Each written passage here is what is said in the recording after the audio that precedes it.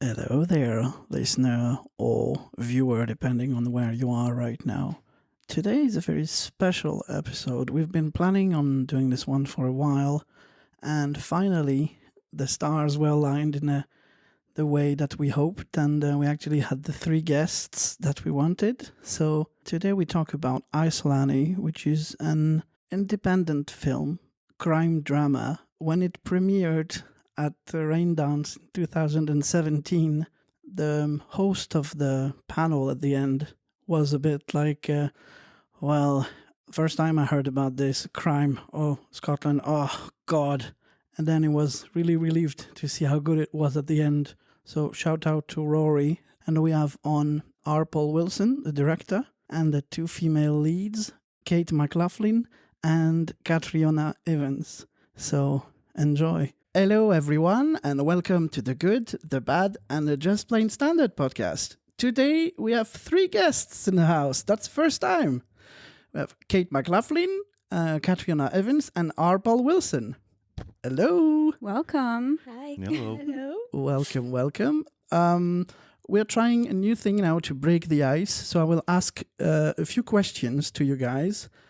And I'll ask the 3 of them, then you have a bit of time to think about them while the other person is getting his question. So here we go. For Kate. So quick context so that our billions of listeners can get that question. Even though magic is an art form rather than a sport, there are national conventions with competitions, and the biggest of all happens every 4 years. Olympics of sorts called FISM, for Fédération Internationale des Sociétés Magiques, i.e. International Federation of Magic Societies.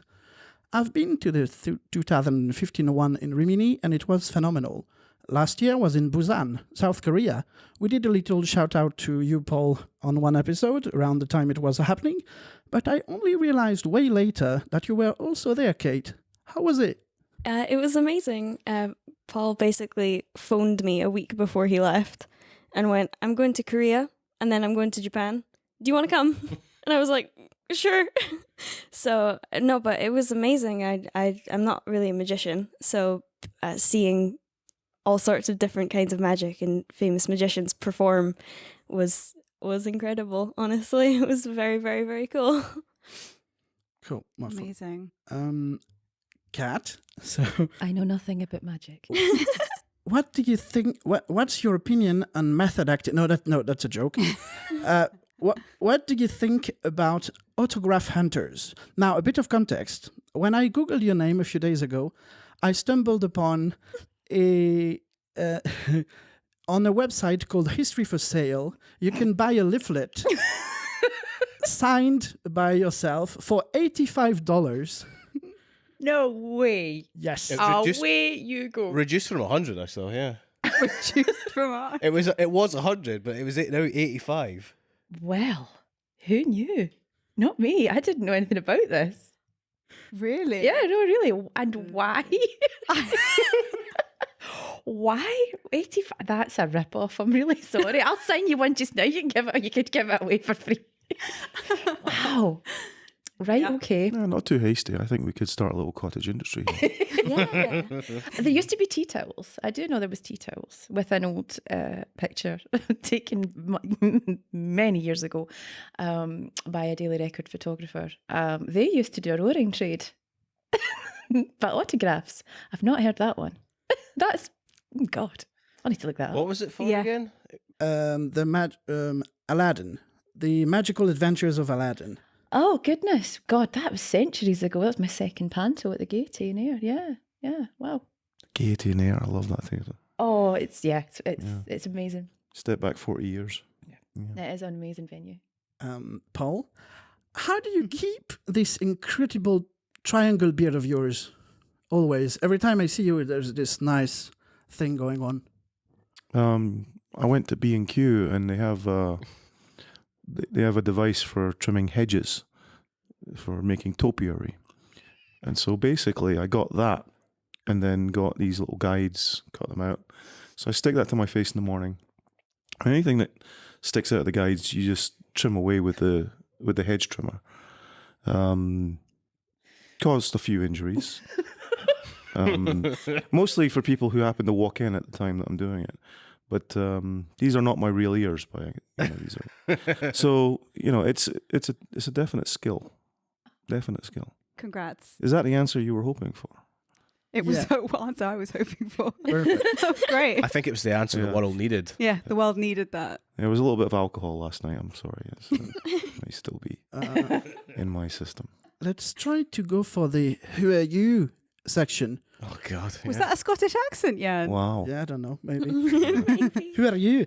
It's not bad. It's better than Mel Gibson. Okay, so Paul, Minus. let's make history together now. Let's put our podcast on the map of credible sources. On Wikipedia, the first line for your name says Ronald Paul Wilson, born in Akrotiri, Cyprus, and raised in Singapore and Scotland, is a filmmaker, magician, and author. He lives and works between London, Los Angeles, and his home in Scotland. Citation needed. Can you be and confirm that this is true so we can be the citation for the Wikipedia? I haven't looked at the rest of the Wikipedia page, well, at least not in years. And I know it can be updated Well, you're by ageless. normal people. So assuming that there hasn't been an update that I would contest, that sounds pretty accurate. That part sounds accurate. We did actually catch somebody went in and changed the Wikipedia details, I guess 5-6 years ago, for me and Alex and Jess, who were on Real Hustle. And I think they're just having a bit of fun, but it's a dangerous place, Wikipedia. So for you to say, is your Wikipedia page accurate? At any moment in time, it could be completely inaccurate. But the information you've given me sounds correct. Does that sound like I'm hedging as much as I can? Mm. Yeah, just being very careful. I think the Magicpedia bio is better. Oh, I don't even know that existed. Plenty of stuff. Well, it's up to date to the 3rd season of The Real Hustle, but Oh, well, that's only 50 years ago. So. When BBC Three was still a TV channel. And a good one as well. Yeah. That was a good TV channel. Yeah. I can't believe they got rid of BBC Three. Ridiculous. And being online, they might as well just put it on YouTube. But, Yeah. it's absolutely a shame. Hmm. okay. Kat and Kate, who are you? Haven't found anything on the Wikipedia. No. I haven't updated it yet. Ah, I see. Thanks. Wait till this hits cinemas. Yeah. After this. Oh God. And then there'll be Wikipedia pages. Oh no. Oh no. Oh, yes. Don't. Oh, We'll make your Wikipedia page. Oh no. I'd like to congratulate anybody who's still listening. So true. The 3 people. Hi, Mum. Oh dear. bit of a backstory. So we're here to talk about Isolani, and you're all the 3 of you involved with that film. So a backstory on our end.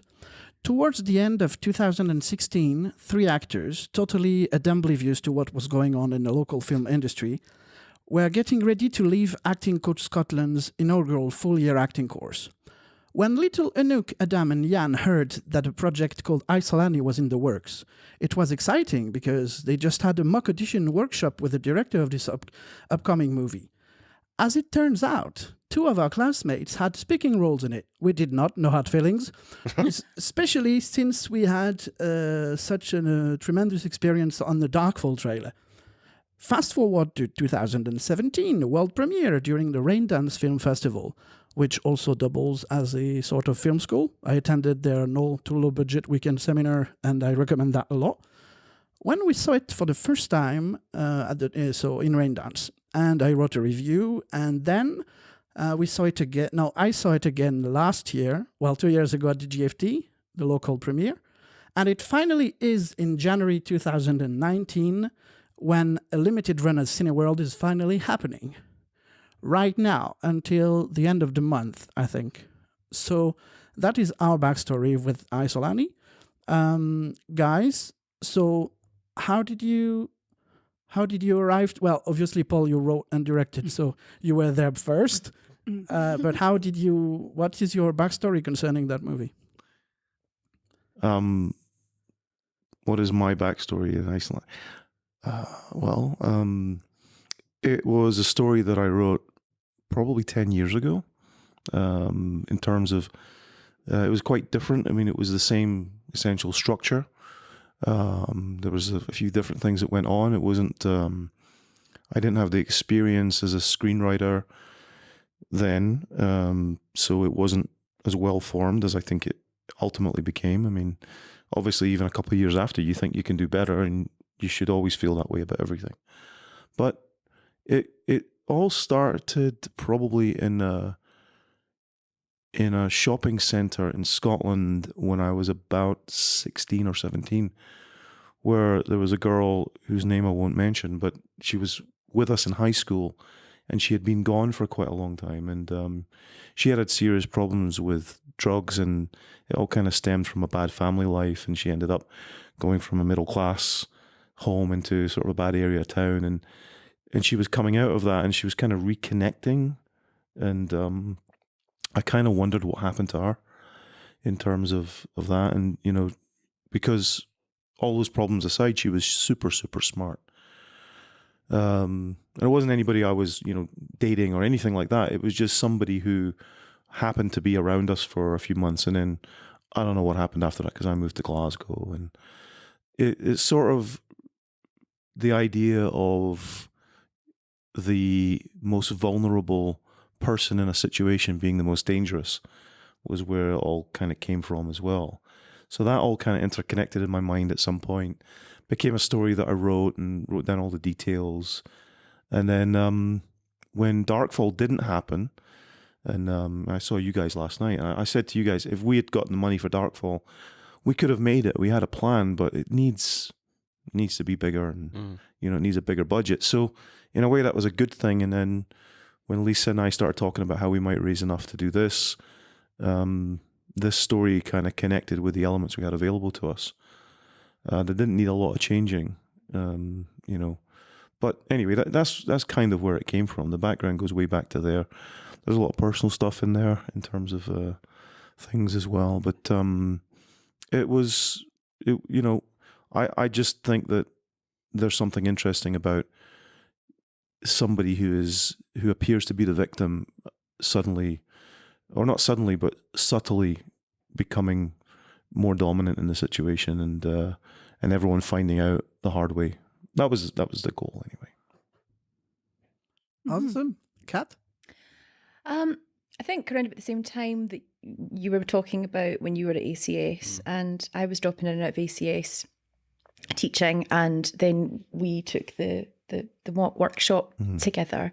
And it was at that point you had said, well, I've got the script, and you pinged it over to me, and I have kind of devoured it, and I said yes. If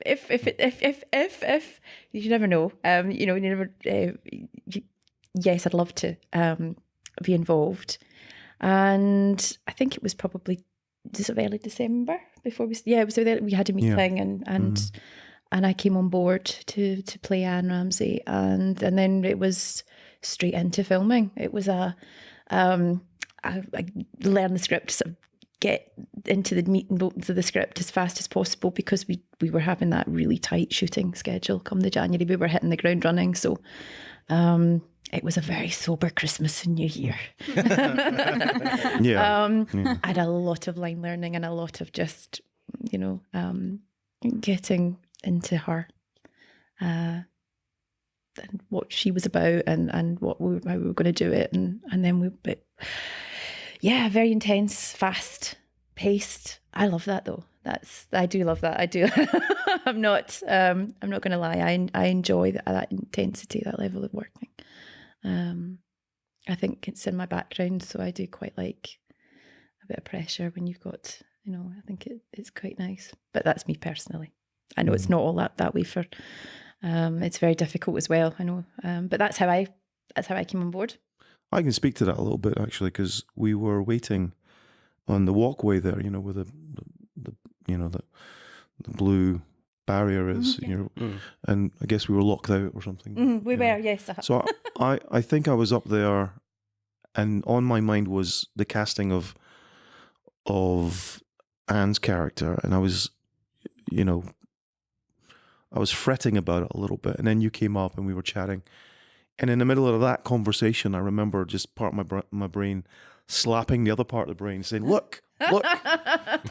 And literally, that I remember kind of looking at you, going, "Oh shit, there it is," and then thinking, "Well, I wonder if she'll say yes." So it is. It's funny how, with all of these projects, the way that all the pieces come together. You know, I think we've talked about this in the past. You know, what you believe in life is whatever you believe in. But it is funny how, if you pay attention, the pieces kind of fall into place. And so, yeah, that particular day, I was really wondering about it, because we were going after. I told you we were going after an actress who's quite well known. Yes. And then we were really pushing to try and make the connection to actually sit down with her. And it's always a problem, because everybody around a famous actor is really, A, trying to protect them from all the junk that's out there, and B, also trying to work their own little angles. So, you know, trying to get through by one of those routes is quite difficult. And really, it was kind of a revelation, because I told you, and I still mean it, you know, had we gotten that actor, I think it would have been fine. It would have been good even, but I'm really a lot happier in retrospect with the way it went. Yeah. So I remember at that moment just kind of going, you know, what am I doing? We don't need to do that. Now I need to try and convince Kat. So, Well, I think yes, and I thought, well, I was sort of looking at going, I really, really, really want to do this, but there's always the chance that you know, that person might come back, and you know, so it was always a bit like, ooh, yeah. until that conversation again in the December.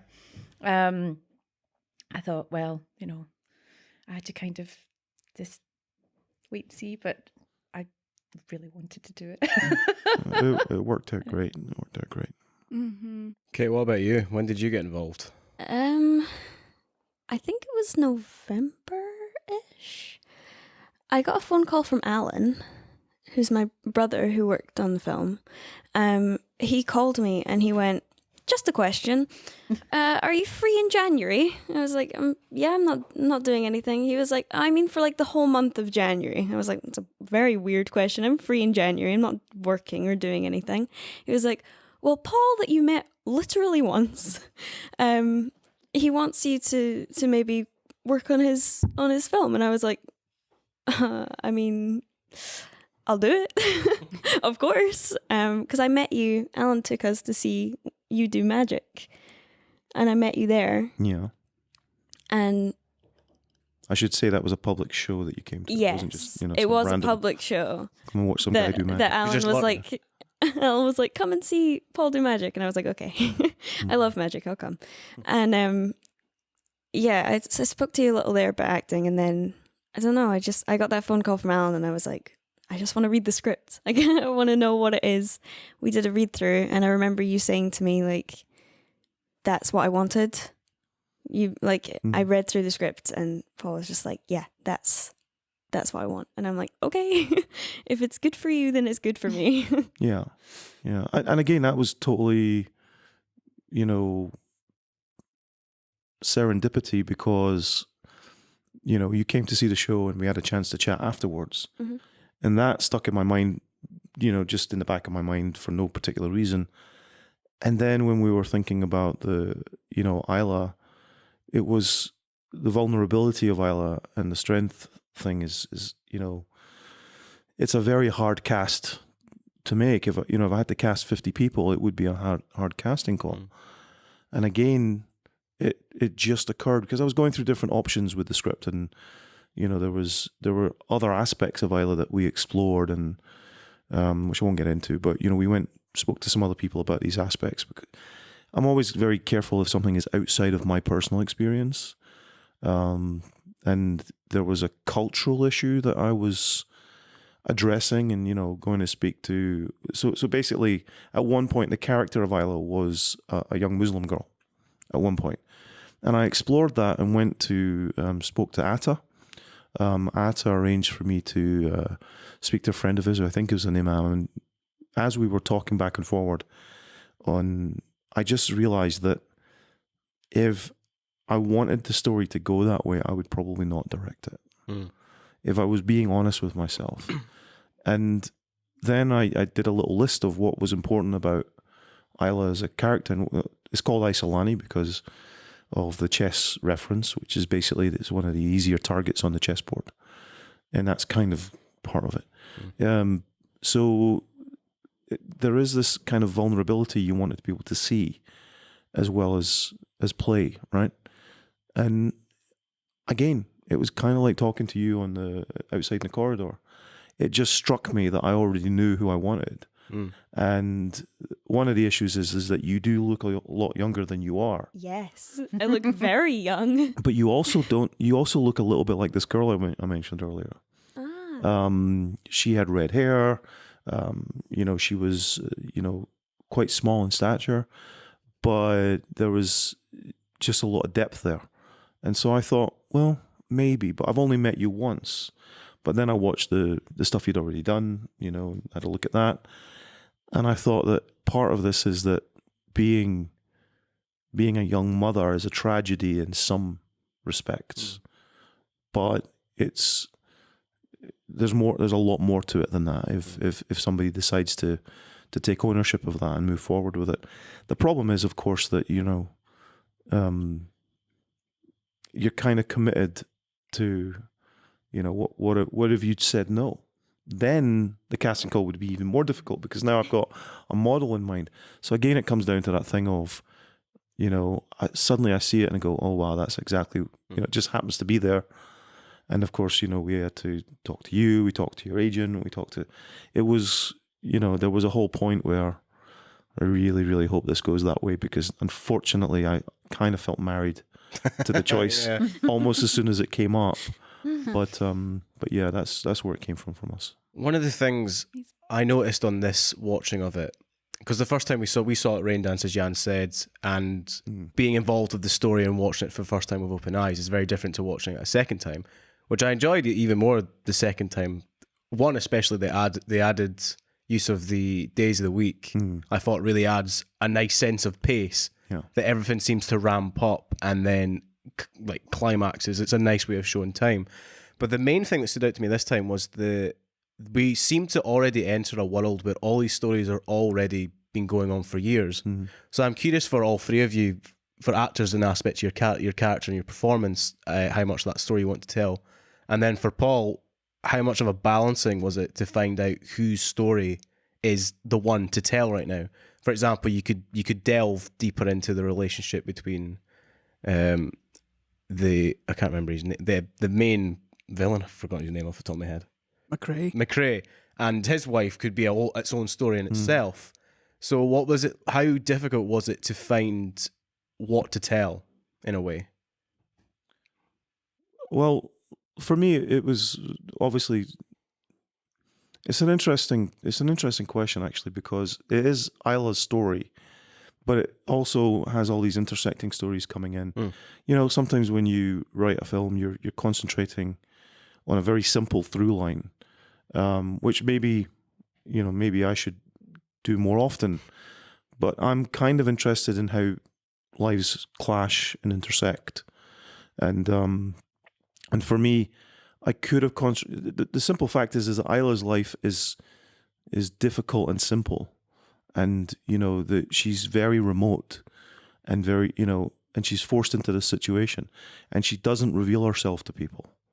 And so spending too much time there was difficult, because there is nobody that she relates to until the very last scene, really, where she just chooses to open up a little bit. And even then it's a very small window. So really the interesting interactions were happening between Tom, the main villain, and Ross, who's a corrupt policeman. And then, of course, you've got this background between Anne Ramsay and Ross. And, the other thing too, which I like because I write as well, and I like to not be tricksy, but to reveal people gradually. For instance, like the neighbour, I thought that was a very nice touch, the introduction at the beginning that was like, oh, he's just a nosy neighbour, but at the end, it pays off in a nice, rewarding way. Yeah. Like the breadcrumbing, or what we used to call, what Mark called for us, jelly beaning. The sense of here's something going on is it's all over this in a way. Yeah, I like to call it Reese's Piecing because I'm an ET fan.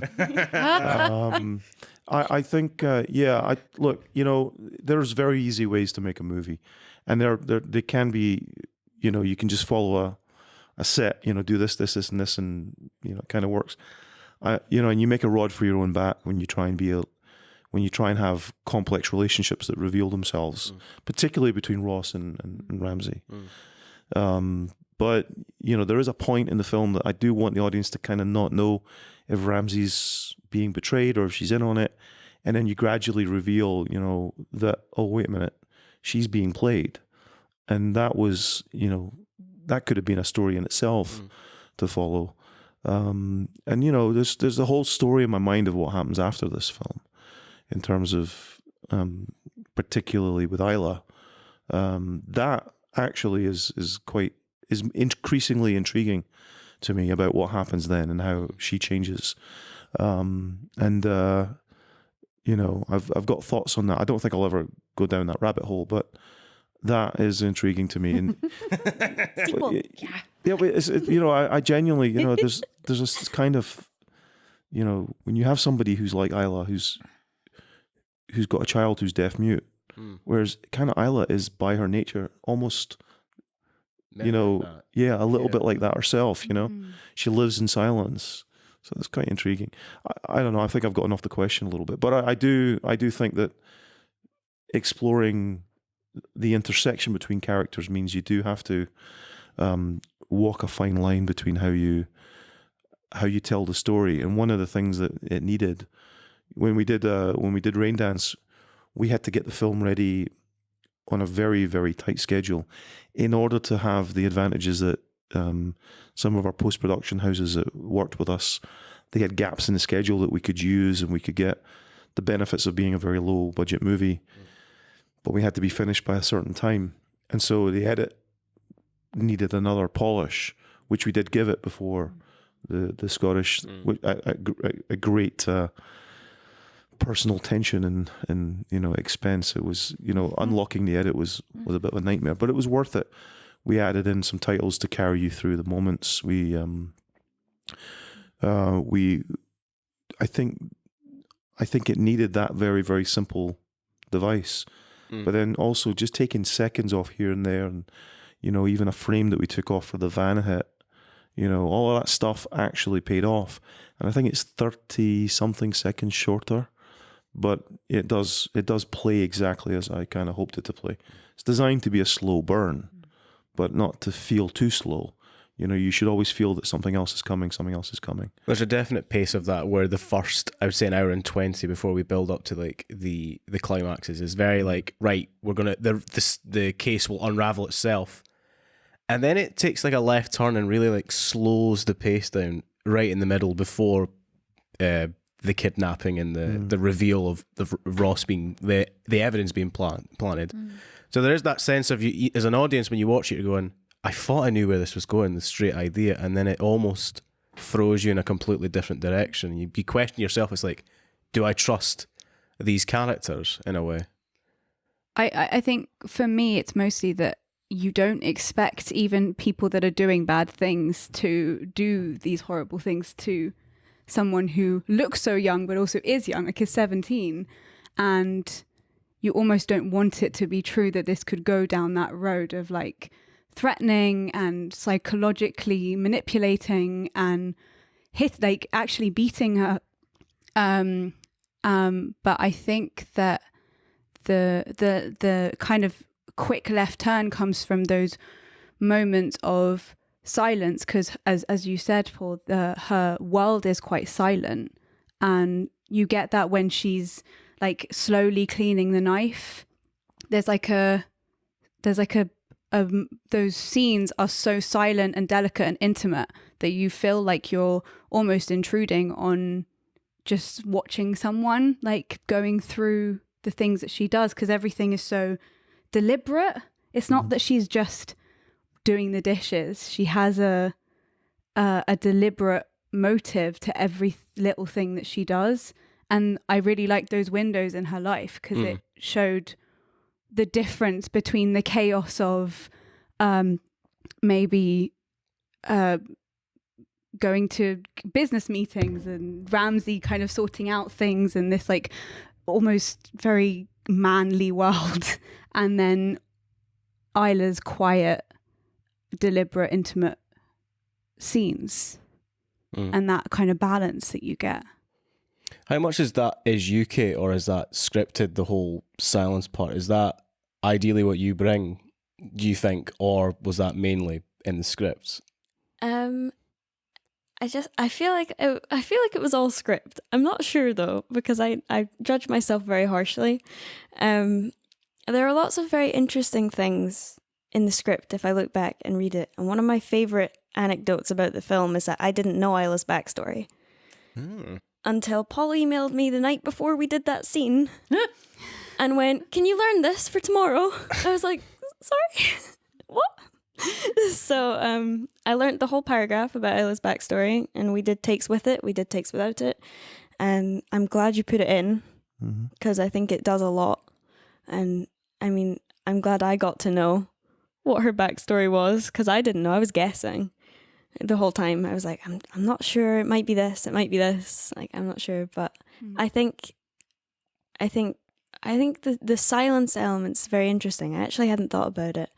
But she doesn't like talking to people. She doesn't like telling people anything. She doesn't have to communicate with her child with words. So she's not used to it other than her family. So it probably is like, I don't know if I was doing it on purpose, but I think she's doing it on purpose. The whole deliberate, everything in its place and everything in its order. I know from my own experience with silences as an actor is I find them quite difficult. Really? The whole knowing how long is enough. Like, I'm comfortable to maybe go like 4 to 5 seconds, but when it's like a long pause to like 8 or 9, even more. Oh, I love silence. You have to get comfortable. I think I don't know if I probably said you this in a class. You've got to get comfortable standing, doing still and doing nothing before you can do. Yeah, It's sure. quite an awkward thing to get your head round, but yeah, it's very, very important as an actor. You have to be able to settle into that. You have to be and do, you know. Yeah. it's really- Yeah. especially when we're doing like those intricate scenes, like the one with the knife. There's lots of people watching you do it. Yeah. Of course, yeah. So That's what the audience doesn't see. so you're there by yourself with, usually like in the room, the kitchen was so small. It was like me, Alan, and you were usually at a monitor. It was like me and Alan in the room. And it just, because I knew everyone was in another room watching it, it does feel kind of awkward. But as soon as you just kind of forget about it and you just keep going, the silence is actually quite comfortable if you just get used to it. Because I really like doing films without words. One of the first films I ever did didn't have any speaking until the very end. And I really enjoyed it because I like being able to tell my story with my actions and my face rather than my words.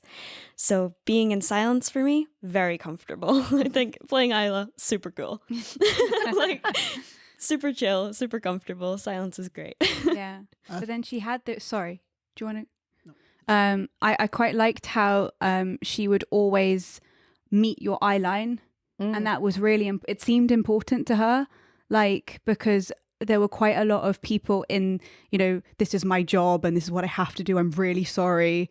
And she was like, I know my rights. Like, this is what I need to do. And she'll meet your eye line. And there was nothing meek or shying away from confrontation, or the fact that she felt like, why is there no world for me where I am real? Like, everyone is always talking about my son or things around me, whereas where am I?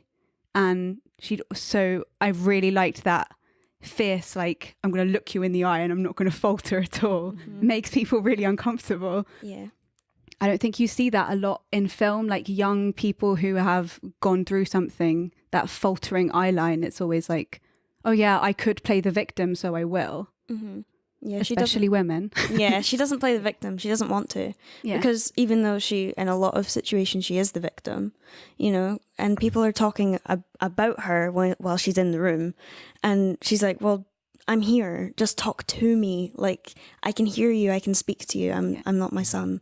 And I'm eloquent. Yeah, and I can take you on, and I will win, and she does. So, like, she really will not give in. Yeah, right to the last, that scene with us when she's trying to pull it out of you, Mm-hmm. and you're not giving it. No. And it's just, she's trying every trick in the book, Mm-hmm. you know, and trying to get you to Yeah. tell her. And yeah, you're right.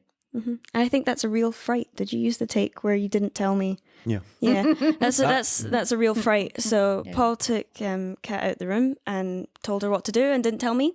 And when she slams the table, that's me really jumping, getting an actual fright from it. I mean, it hits So- you. It hits you in an audience because you don't expect No, it. And not at the all. whole of Anne's character is very controlled, Yeah. very like. But it is under that surface. It is just that, and it's It's angry yeah, too. she's furious, and she's furious, and she desperately wants to. She wanted to, it had to come out At some point, she yeah. allows herself a bag Bubbling on the over. table. Yeah. Yeah, And all of it coming out is probably, it seems quite shocking to her. Like, she's trying to put up this front of like, oh, I'm fine, like everything, oh God, this is awful, but Yeah. I can do this. I'm a professional woman. But actually, it knocked her down, Yeah. like, Yeah. and it actually hurt. So this is probably coming from different sides as well, of being like, I'm frustrated and I'm hurt and my world is falling apart. Oh, sorry. Sounded horrible. I can hear some Asian vibes going. Someone is trying to join. Wait, Oh, yeah, I have a question from someone from Taiwan. Taiwan. Was this surprise number one? Oh my god. Hello. oh. Hi, Paul. I have a question for you. I would like to know if you have ever doubt during the whole process of the film and saying to yourself, I can't do it, or I made several mistakes in the script and several scenes would have to be reshoot.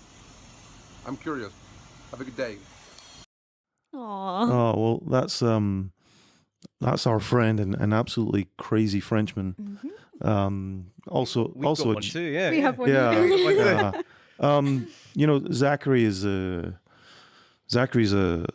photographic genius, and he's been moving into filmmaking, and you know, his way of cutting through the bullshit is really quite something.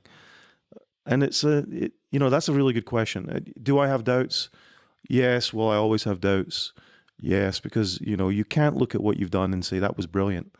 Let's move on. I know some people do.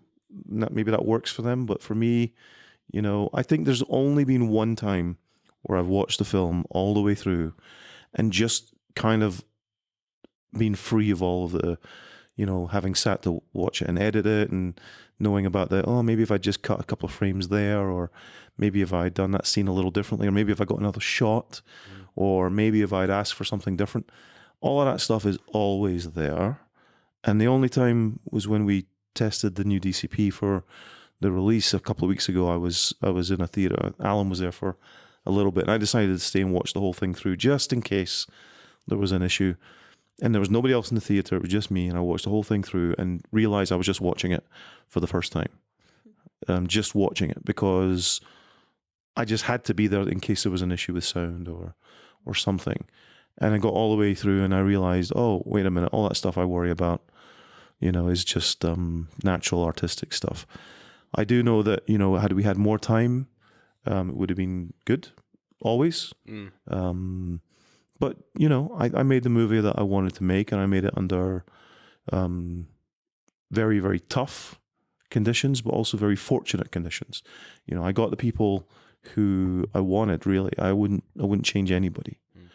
And I think that's the stuff that matters most at the end of the day. And the result of it is that I think that while I would make a film with the experience that I got from that, and I would be, you know, a more informed director and writer, and I think I am just based on what we're exploring now, I wouldn't change a thing, really. Wouldn't change a thing. And sometimes I do look at something and I say, oh, you know what? And then that other part of my brain says, you couldn't because, and then it reminds you all the conditions that, you know, I mean, if these guys turned up and they were messing around, or they weren't if they weren't off book completely, if they weren't prepared, if they weren't dedicated, if they weren't cooperating and, you know, coming with their own ideas and doing all the things that, you know, we all pray for on a film set. If I didn't have all of that, there's no way we could have done this movie in 18 days. So I have gone over I've only had more time and more money, or all that stuff. I've come over that, and I've come to the other side of, wow, we were so fortunate. You just can't make a film like this without the amazing conditions that came together. Cool. Surprisingly, me and Anouk, when we were watching it again, there was a scene that stood out this time, and it might be because of the way the world has gone since seeing it the first time. There's a scene where Anna is in a room facing about 8 other older men. And it kind of highlights what's already there, which is Anna's whole thing is with status. And it's almost like you have to fight to prove everything that you do. Like, everything needs a justification. So from an acting perspective, how do you keep that whole, I have to keep doing sort of the same thing, repeating the point over and over and over again, without, as an actor, repeating the same thing over and over and over again? In that particular scene, the thing is, in that particular scene, I don't think I got many takes on that. So I think that was one of those days we were really pushed. Yeah. So it was First day. Yeah, we were really pushed for various reasons, and it was a case of go in, go hard, and just, you know, get what you want. Get what you want from them. You know, you've got to. This isn't a moment in the piece where you can waver. You've got to go in there and get it from them, and give them a hard time and not take any of it. I think that's just that her whole thing is you batter on, you pile on through until you get what you want. It's regardless whether it's male, female, a panel of 4 or 5 grey-haired men, you know.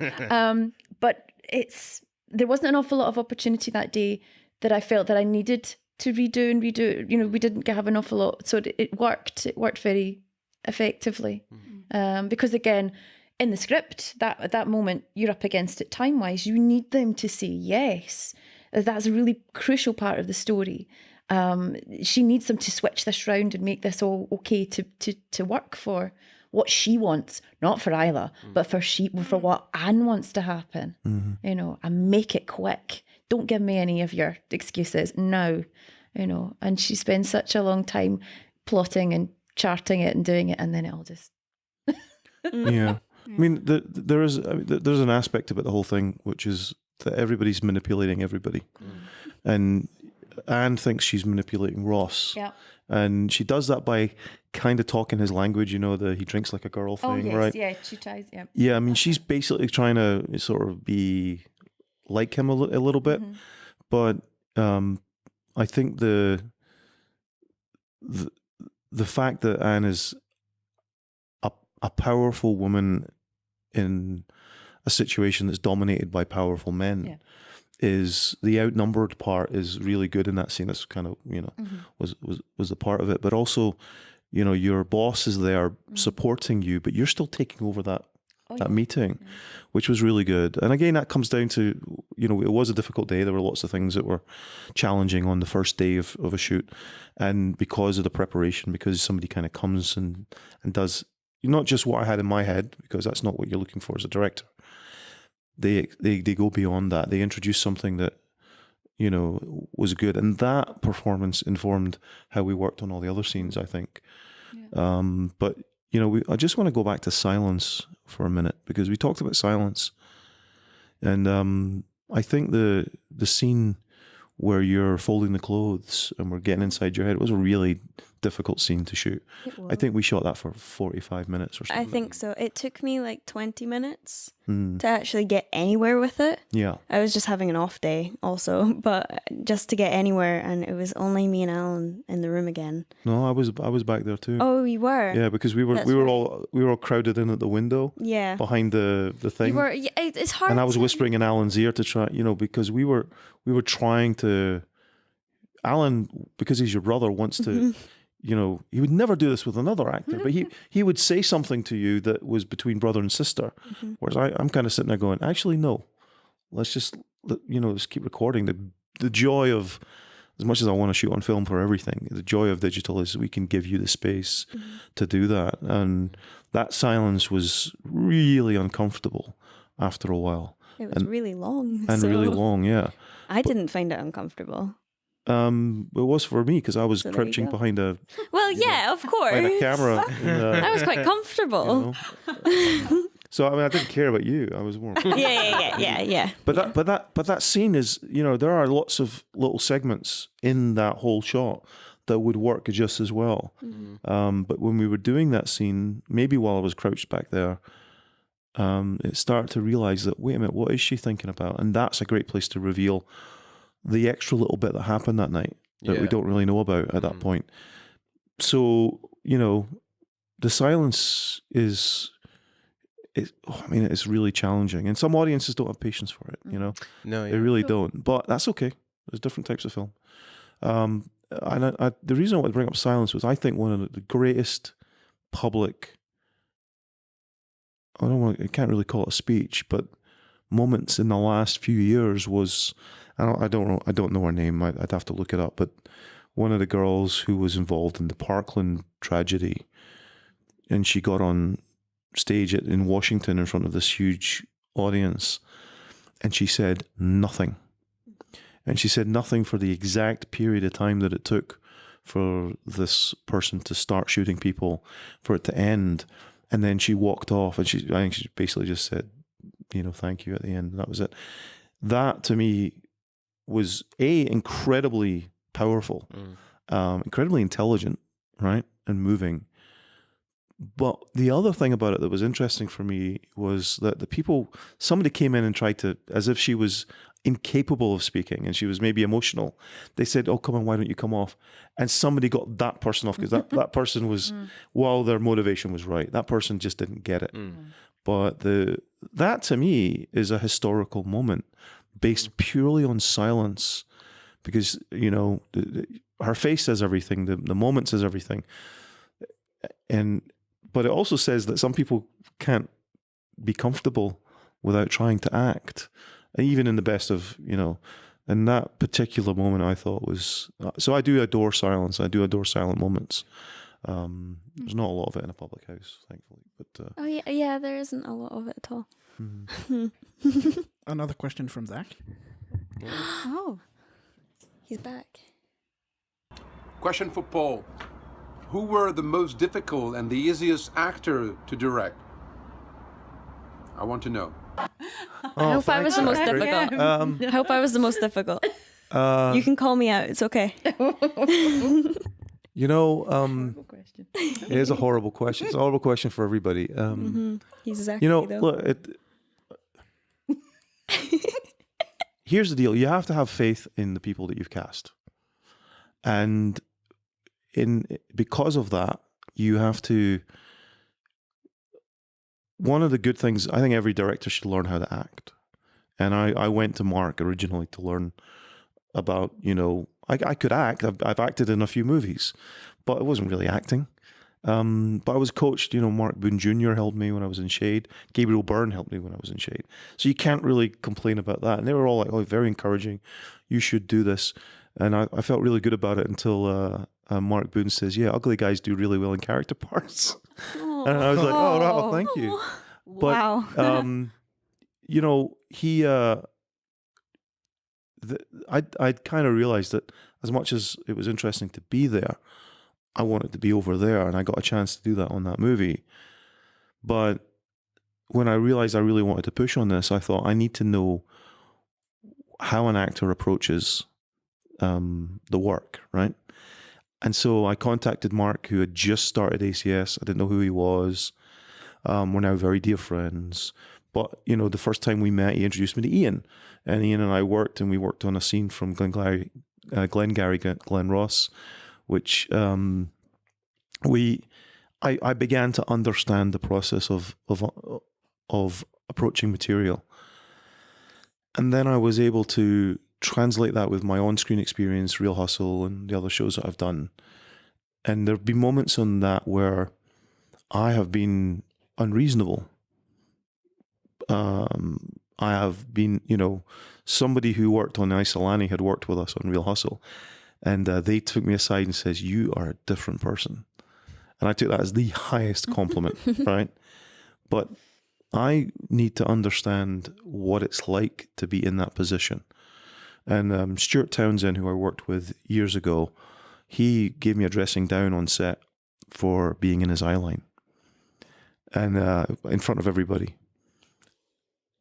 And it made me feel really bad because, you know, Stuart and I were quite friendly, and, you know, I really felt crap afterwards. And then afterwards he came and he spoke to me. He says, "Look, you know," he just explained what was going through his mind. And the truth is that part of it was he was on edge a little bit. He's sitting there with Hal Holbrook, who, you know, is an incredible actor. I'm kind of standing there watching the scene which played out, which was actually quite meaningful to me. And then I was, as somebody who was on set, I ended up in his eye line causing him an issue, and I ended up being the target for that. And everything he said was right. But I began to understand that, you know, some people abuse that privilege, but at the end of the day, if somebody is on edge, it's because they want to do well, but you need to help them in various different ways. And all of that is a very long way to come around to when you do have an actor who, I'm not going to say who it was, but we had an actor for whom this was particularly challenging and who required more time than the other people that were on set. And so I took him aside and said, "This is what I'm going to do to resolve this situation." And he was on board with that. And then I brought him back and we worked on it.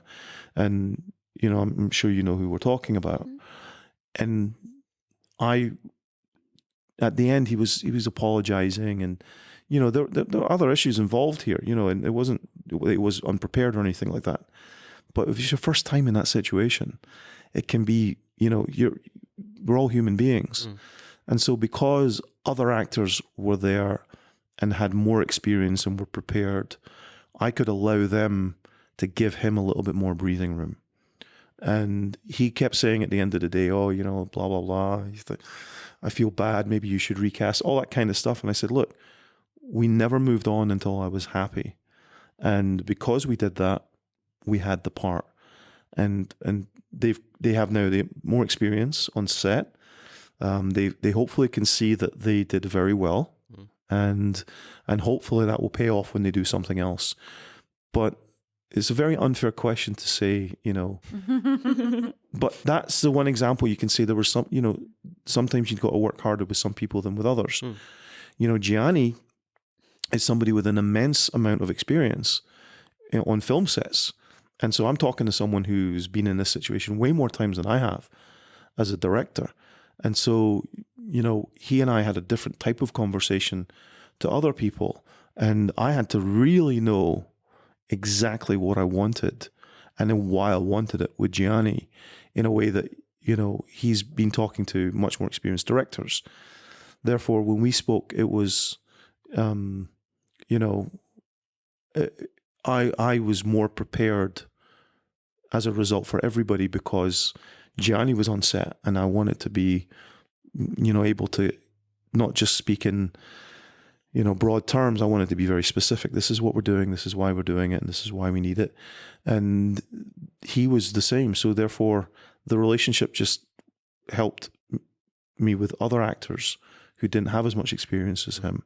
So everybody was different, but I would never say one was better to work with than the other. Some just need more time and more space. And because I feel I've taken the time to understand that and put myself in that situation, it does help a lot because I've said before, you can't treat actors like meat puppets. And some directors are like that. They've got in their mind exactly what they want, and they keep pushing them into that corner. Whereas I try to have the actor show me something unexpected, and that's quite freeing. But sometimes an actor needs you to be more specific. So it's different with everybody. It's a long answer. I'm sorry about that, but it is to say that every actor is different and should be, really. Otherwise, you end up with everybody being the same. Well, that's what makes people, when actors focus so hard on casting, which is nice that you talked earlier that you had in your own head, you knew when you met the person, it's like, this is who I want for the role. Which you hear as an actor, casting is that such vague realm of like, I think I'm what they're looking for, but ultimately you have no idea. And in that regard, I think giving an actor the time to do what essentially makes them right for the part is a really good way to go about and get the best performance, because I think you put, as an actor, you can put yourself so much pressure of like, I've got to nail this, I've got to get it right first time, all of these outside factors that can but will not help you really. Yeah, I think like ACS really helped me a lot. Like I even ran out crying in your lesson. We did like a mock audition, and I didn't even make the mock audition with Paul when you guys were both there, because that anxiety that I felt around this, because it had to be perfect, and this whole thing of being perfect is so in your own head, because actually sometimes failing or doing something wrong could look good in someone else's eyes, or they could be like, oh no, that wasn't right, and then that person can learn what they want. Do you know what I mean? It's like a process that you both can go through. I got my first break into television with probably the worst audition I've ever done. Because I lost not my lines, but the environmental conditions of the room overtook me, and I started swearing. Oh really? Yep. And and it was enough to make the producer go, that's exactly how I want the character to be. It's exactly what I'm looking for. Nice. And I remember it vividly. I completely went. I did lots of expletives into the script, and came out thinking, "Oh God, my agent's going to slaughter me."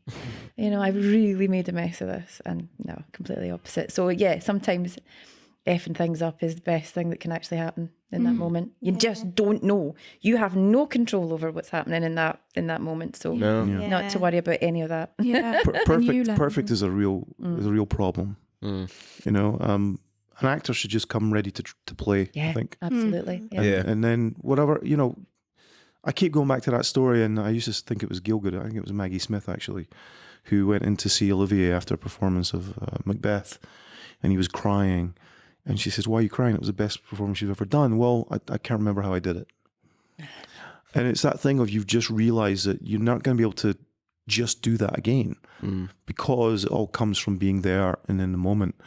And, I think, again, going back to digital rather than film, there is a little bit more leeway there to allow people to be, a little bit more free in the moment. But also, sometimes you get a thing on the first take and you can move on. And with our schedule, usually we have to. But it is quite fun to say, well, let's just go again. And, I don't want you all get up and start a dance routine, but try something. Yeah. And then if one of you tries something and the other one is not trying to be perfect, but is being in that moment, which is why practical aesthetics at its core is a great, I'm not saying it one way is better than the other, but is a great way to come at something. You want continuity between takes, obviously, but if there's a chance that something special comes out, someone sitting there trying to be any perfect ideal of it. And again, the director's usually responsible for this, going for his perfect ideal or her perfect ideal. I think the perfect is a thing that you want to free people from. I remember reading from Ian Holm. It wasn't on Alien, which is one of my favourite performances and favourite films of all time, but when he was in the Lord of the Rings, he would often do every take slightly different in a way of offering like a palette for whatever at the end, when the edit comes together, what fits the best. Because I think I know from editing some of the podcast and my own showreel and your showreel is when you look at something is when it goes to the edit and it's a completely new, fresh set of eyes because it matches, it has to flow from the scene before you. So you can be on set and think, I've given the best performance I can give there. And then you get into the suite and you're looking through all the rushes of that scene and you see something different than what you thought was the scene that's going to go. And you watch it again and go, oh, that's the one. That's what we went with there. That's interesting, because I think in an acting point and also when you're in the moment making a film, you're not thinking about the overall final cut because you can't, because you're in that moment of like, I'm presenting this real moment right now, right here. This moment is happening. If you were thinking about everything, you wouldn't be in it in a way.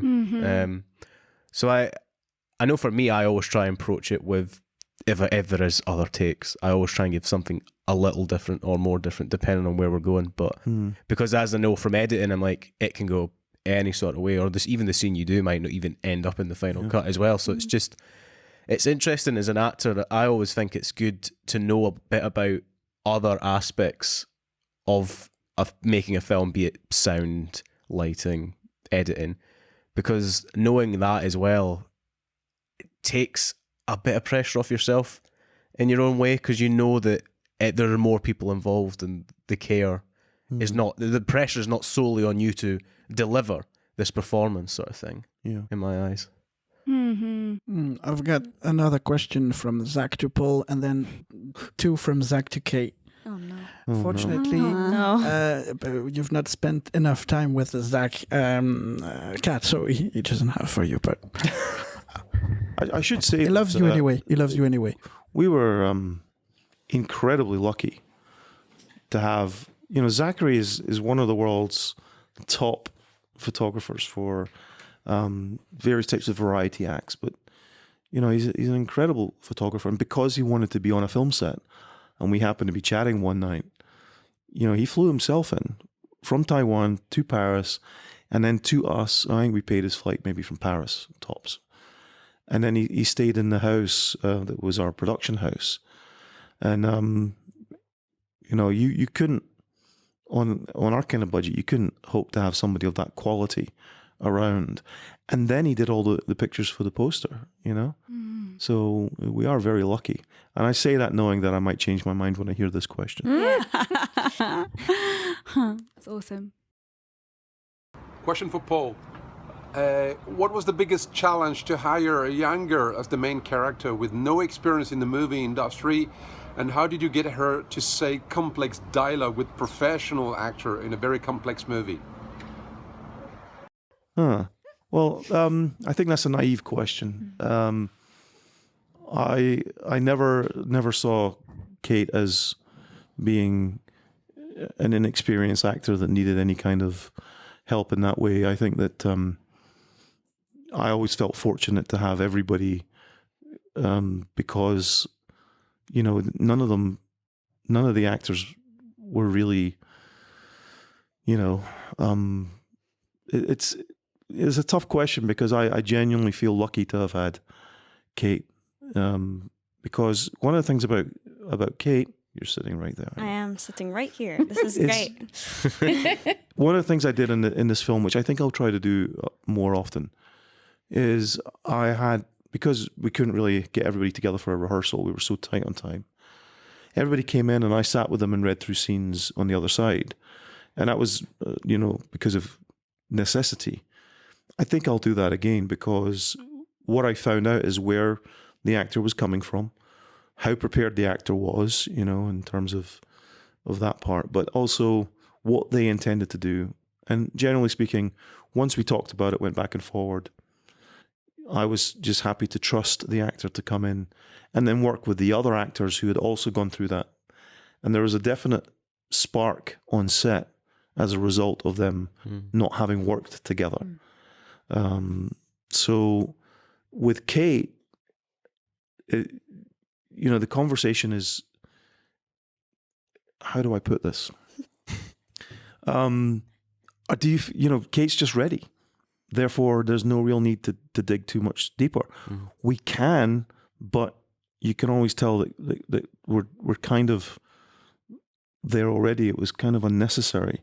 So I had to learn in that process at the house to trust Kate. Yeah. Right? Because you could imagine, talking to someone who's just like, yeah, I've got it.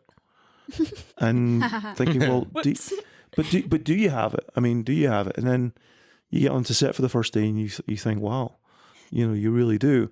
And so as we were working through the thing, I realized to just leave you alone as much as possible. And those conversations, had I tried to pursue them, would really have just been for my benefit. So it's, like I said, it's a naive question to say, do I feel like Kate was out of place in some way or not experienced, where I was really enjoying the benefit of working with her.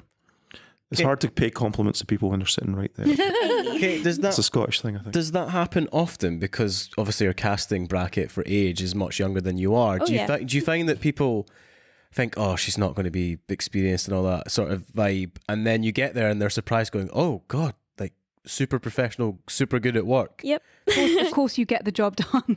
Exactly. It happened a lot on Isolani. People were like, oh, is this your first film? And I'm like, I've been doing this for like 6 years, so no. Like, I've been doing this most of my life. But people just assumed that it was like my first thing I'd ever done, and it was the first time I'd acted, and then they saw me in character, because I can switch in and out of it. Basically, as soon as someone says cut, I'm me. And a lot of actors, this sounds really bad, but a lot of actors, they'll work really hard at figuring out who the character is. I don't bother most of the time. I usually just listen to what the director has to tell me, make my own ideas up, and go into it and go. Sound like a dream to work with. I just go. And then if the director says, can you do this, then I'll listen to them. But I'll just do it my way. Yeah. And then see where it goes. One thing I really liked about working with Paul is that he compliments you. Lots of directors forget to compliment. Just give nothing. Yeah. Just nothing, they and you usually can leave you say, hanging. like, yeah, well, that's the thing. Like, they usually say, like, oh, can this person fix this? Can this person fix this? And if you've done something well, they don't tell you. And as an actor, you want to know if you've done it well, because do you change it? Do you change it a little? Do you keep it the same? Like, what do you do? But I mean, you'd always poke your head in and be like, you did really well, just do that. And I'm like, cool, that's fine. That's all I need to hear. Because if you don't hear that, then you're sort of lost. Like, you just don't know what to do with it. I rely a lot on directors telling me exactly what to do. I'm not very good at improvising or playing around with things. It makes me uncomfortable. But I like I just don't think when I'm acting. I just sort of exist as a character. I just am. So I don't know. It's very strange. It's definitely hard to explain. And I've never had any training. I worked with my brother once, and he went, do this. Do this for your job. Do this for your life. And I was like, okay. And I just did. So. And that goes back to that thing where you can be working with two actors who work in completely different ways. And you have to allow for both different ways. So a friend of mine was in a film, Lincoln, with Steven Spielberg. And we were talking, and everybody I know who's an actor at that level, so what are the worst directors you've worked with? What are the best? What do you like? What do you not like? I'm trying to get, one of the things I actually learned from him the first time I met him, and I said, would you mind meeting for coffee? And I told him, look, I'd love to. It was before Isolani. And one of the things he said was, it's just good to know where you're at between scenes. So, and I learned that directly from him. His name is Bruce McGill. And he's in everything, right? So he's worked with everybody. And he was telling me, I asked him, what's it like working with Daniel Day-Lewis, who's, this incredible method actor, right? And I love him in pretty much everything. And I wondered what it was like for the crew working with him. and what it was like for the other actors. And Bruce really liked it. He felt that it was great to go into those. Of course, the sets are phenomenal, the costumes are phenomenal, but also they existed as those people because they were feeding off of that, you know, that approach that the lead was taking. And not just, you know, I mean, the lead in terms of the historical lead, you know, he was the president of the United States and all that kind of thing. And I think it was Bruce that told me, because I know someone else who was there as well, or somebody else, that one of the actors came in, he had a scene and he had forgotten to change his shoes and still had his sneakers on. And Daniel Day-Lewis looks down and said, I won't say the character's name, but said, those are interesting moccasins. And somebody came in and wished him away and came back and he was perfectly dressed and he had just forgotten. And, you know, it's that little thing that if you can allow for that, what you get is a sense that you can capture. But, you know, I understand how some people say it's a little bit ridiculous, you know, the actor still being that person, you know, at weekends between shoots. But what you're trying to capture in a film is the way that you get there, the magic that's required for that to exist in the camera. If that's what it takes, then you can allow for that. Within, you know, if somebody's playing a murderer, you know, maybe they shouldn't murder people at weekends. Yeah. If someone's playing a complete asshole, yeah, there's limits. But if somebody has to, you know, fill that out that way, you can argue about it all you like. Just look at the results. You know, the results are phenomenal. And so, you know, a little bit of bending and a little bit of pain even in terms of having to deal with that. And I'm not talking about that particular one. I'm talking about other things, you know, where characters have played, you know, supervillains and have acted like supervillains in between. You got to be careful. Yeah. But I do think that how two actors work is they have to meet in the middle somewhere, and then you have to allow for that, and you have to create an environment that allows for that. I think the two questions from Zach to Kate, they've been answered a bit, but you wouldn't miss that lovely face asking them. So just in case you have stuff to add. Hi Kate, this is a question for you. I would like to know, how did you prepare the character of Isla in such complex movie with no serious experience as an actress? Bye-bye. He really doesn't know, does he? He doesn't, but, you know, he's... That's interesting. Yeah, we can sort that out next time we see him. It's fine. I don't mind. I guess the easy answer is I didn't. Really. I had a really rough childhood, so I pulled on that a lot. I understood where Isla was coming from 100% because, I mean, I don't have a child, but I have my friends, and I would do anything to protect them. I would, you know, if someone came into like my friend's house and was trying to like attack them, I would get in front of them and I would use myself to protect them. I would do anything.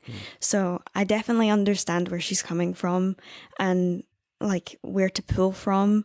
I think the main thing for me when it comes to acting and preparing for a character is understanding in theory where a character is right now and working on that. And not worrying about the past or the future and just working on like where Isla was.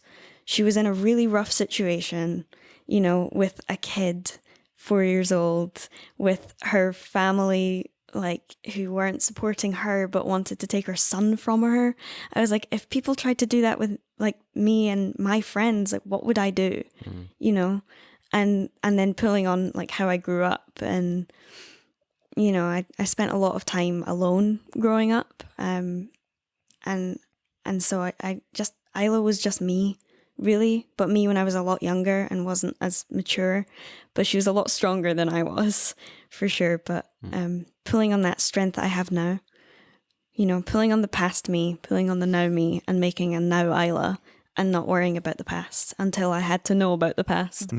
But when I heard about her her backstory, everything that happened, I was like, that makes a lot of sense. You know, she makes a lot of sense, and everything I've pulled on from my own experience of life makes a lot of sense to be in her as well. So yeah, it was interesting. I didn't do a lot of prep, really.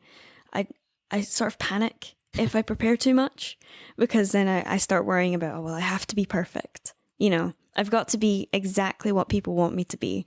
But if I just turn up and just do, and then someone can tell me if they like it or not. Although I was late the first day. I was like 2 hours late on my first day because I slept. I slept in. I got so anxious the night before that I went to sleep really early, or like early in the morning. And then I kept getting phone calls from people, and I was like, people are trying to wake me up. I'm trying to sleep.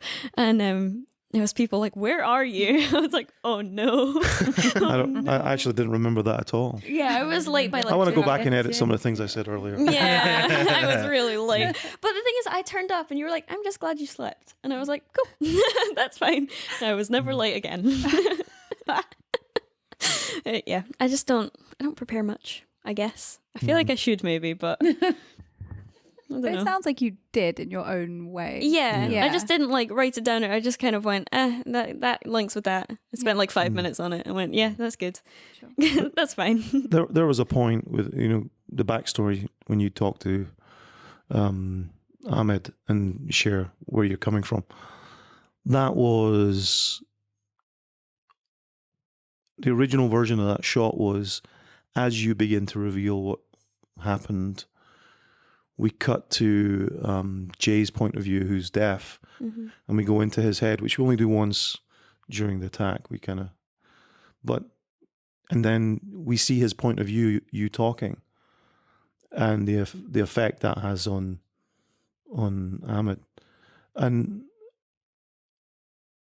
as we were getting closer to that day, I thought maybe I should give you something to say to match up to that.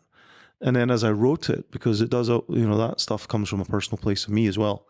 So there's a place in which we talked about. But that, I wrote that and I thought, do I send that? Is it too much? You know, and I think I had the confidence that you would be better with that than without it. Yeah. Considering that we were going to do it in silence. And then the very first take, I knew right then we were going to use it. So, you know, but again, that comes from, you know, how does somebody work, you know. First film I ever did was Shade, which my friend Damien was the director on. And, you know, he very kindly asked me if I wanted to be second unit director. And it was a film with big actors, and Damien was in a scene. So I was invited to direct that scene, which was in a casino. And he was at the blackjack table, and I got to start playing around with how the camera might move, and a real Hollywood, you know, veteran director of photography. And, you know, I got to play with it, and I was really concentrating on that. And suddenly the possibility that I might be a director one day, you know, you're on a set and you're directing. And there was an actor there, I think his name was Michael, but I've forgotten. He was playing a character that was based on somebody that we knew. And he was there to do something at the blackjack table. And it all seemed very simple in my mind. And this actor would not leave me alone about, you know, the classic, what's my motivation questions. And it was irritating. It was like, well, don't you just get it? You're just going to do this and this. And then Tony, the DP, said, why don't you take a moment with him and talk about, you know, this guy's backstory. And so I told him about the person he was based on and what would happen in this situation and how, you know, and suddenly this guy just came to life, just did it. And it wasn't terribly complicated, but that's what that particular actor needed, right? He needed that. Whereas all the rest of the actors kind of could be left alone to some extent, which has its own problems, but that's another thing. But, you know, so long as you're all on the same page, what you do with that page should be exciting and new. But again, working with Kate, I took the time we were incredibly long days. I sat down and wrote that and then sent it to you. And I felt, I am up writing this. I went, like, great. Then you had to get it after that. Yeah, so I was at home. I saw the email and I was like, I'll open it in a minute. I don't want to think about it. I've just come off like a 12-hour day. I'm so tired. I basically go home, learn lines for the next day because I do it the night before because otherwise I have too much in my head. So I learn lines, make dinner, have a bath, go to sleep. That's what I do every day after I finish. That's it. I don't really have time for anything else. So I got that email, I made food. I looked at the email and I was like, why? It's like I've already learned all the lines for tomorrow, and I was like cramming it in. I was up like an extra hour trying to learn it, and then I was like, you know what? Tomorrow, if things are, in the wrong order or not quite right or whatever, it'll be fine. Like, as long as I get the gist of it down, because the paragraph was a lot longer than what I said in the actual. I got it pretty good, but it was... I think you did everything. I think it's cut down a little bit. But Yeah. I think you did it all. Oh, okay, cool. Yeah. Nice. Mhm. Yeah, that's not bad considering you feel good about it. You're like writing it. You're like, yeah, this'll help. And I was like, I hope why? this helps. Yeah. Why? It was good that I had something to say, but on that email at night, I was like, I just want to sleep. Yeah. I just want to sleep. And long days. That's what you expect. Yeah. Last one from Zach, and then we can say goodbye to Zach. Another question for Kate. I would like to know, how did you manage your cooperation working with professional actors and professional technician? Bye. So I'm going to just say it. I mean, I think Zachary fell for the quality of the performance. Maybe. Genuinely, I think he fell for it. I think you played the character so well that he bought into it too much. Oh, no. I think that, and I will talk to him about this because he is directing his own stuff now. He's been going to Thailand to learn how to direct action movies. I can't wait to see a Zachary Bellamy action movie. Yeah, Personally. I'm excited. But I think that it's funny, and I think that because he was around for so long, it's strange that he's gotten that, but it's because he's fallen for the performance. I think, but also you're very matter of fact about it all. You're very much just I'm ready and let's go. Let's go. Yeah. And Let's do. it's quite easy, I think, to look at everything going on and think that maybe this is your first time, but I'll send him some links. Yeah. Tilt. Yeah, get him tilt. Get 'em Yeah, tilt. All the other things I've don't know done. what's French for get him tilt. Yeah, What's friends for what? get him tilt. Get 'em tilt. Get 'em tilt. I don't know. I'm not even sure what that means. Get him told. Get 'em Like- told. Tell him. Yeah. Get your facts right. Yes, get your facts straight. Aye. Yeah.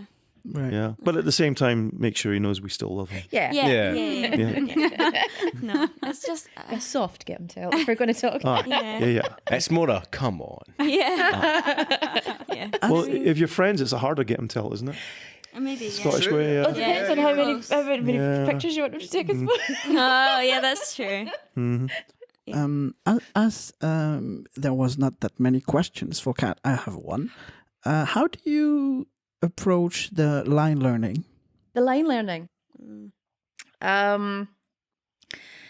Well, this is the point where everyone's going to hate me. I think because I had such an intense period of having to learn 3 scripts a week in, week out, as a young actor, I have, and for probably 3/4 of the directors that I worked with at that time would not allow an ounce of paraphrasing.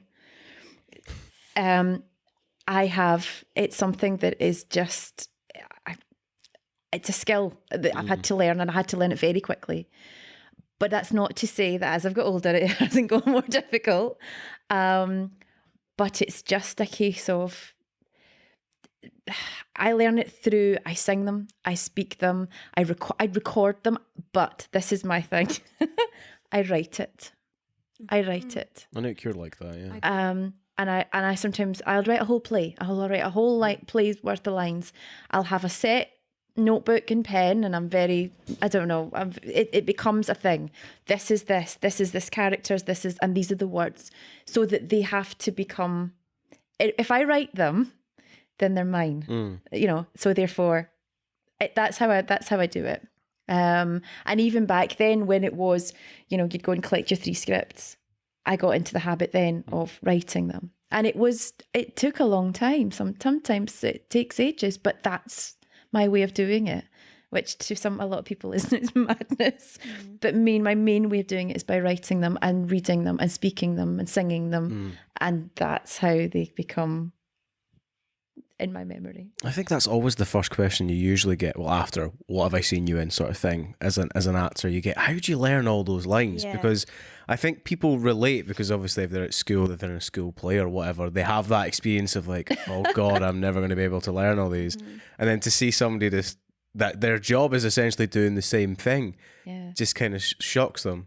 I've told the story before, but I remember I wasn't good at French at school, and it's one of these compulsory subjects for a long time.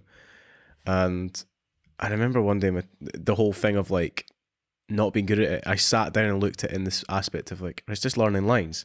Like this when you have to do the speaking assessments. And when I got that, I'm like, I've been looking at it just the wrong way the whole time, of just the idea of learning a block of text is, well, it is a challenge, but it's also, as an actor, you have to take enjoyment in that, because that's the first part of the gig.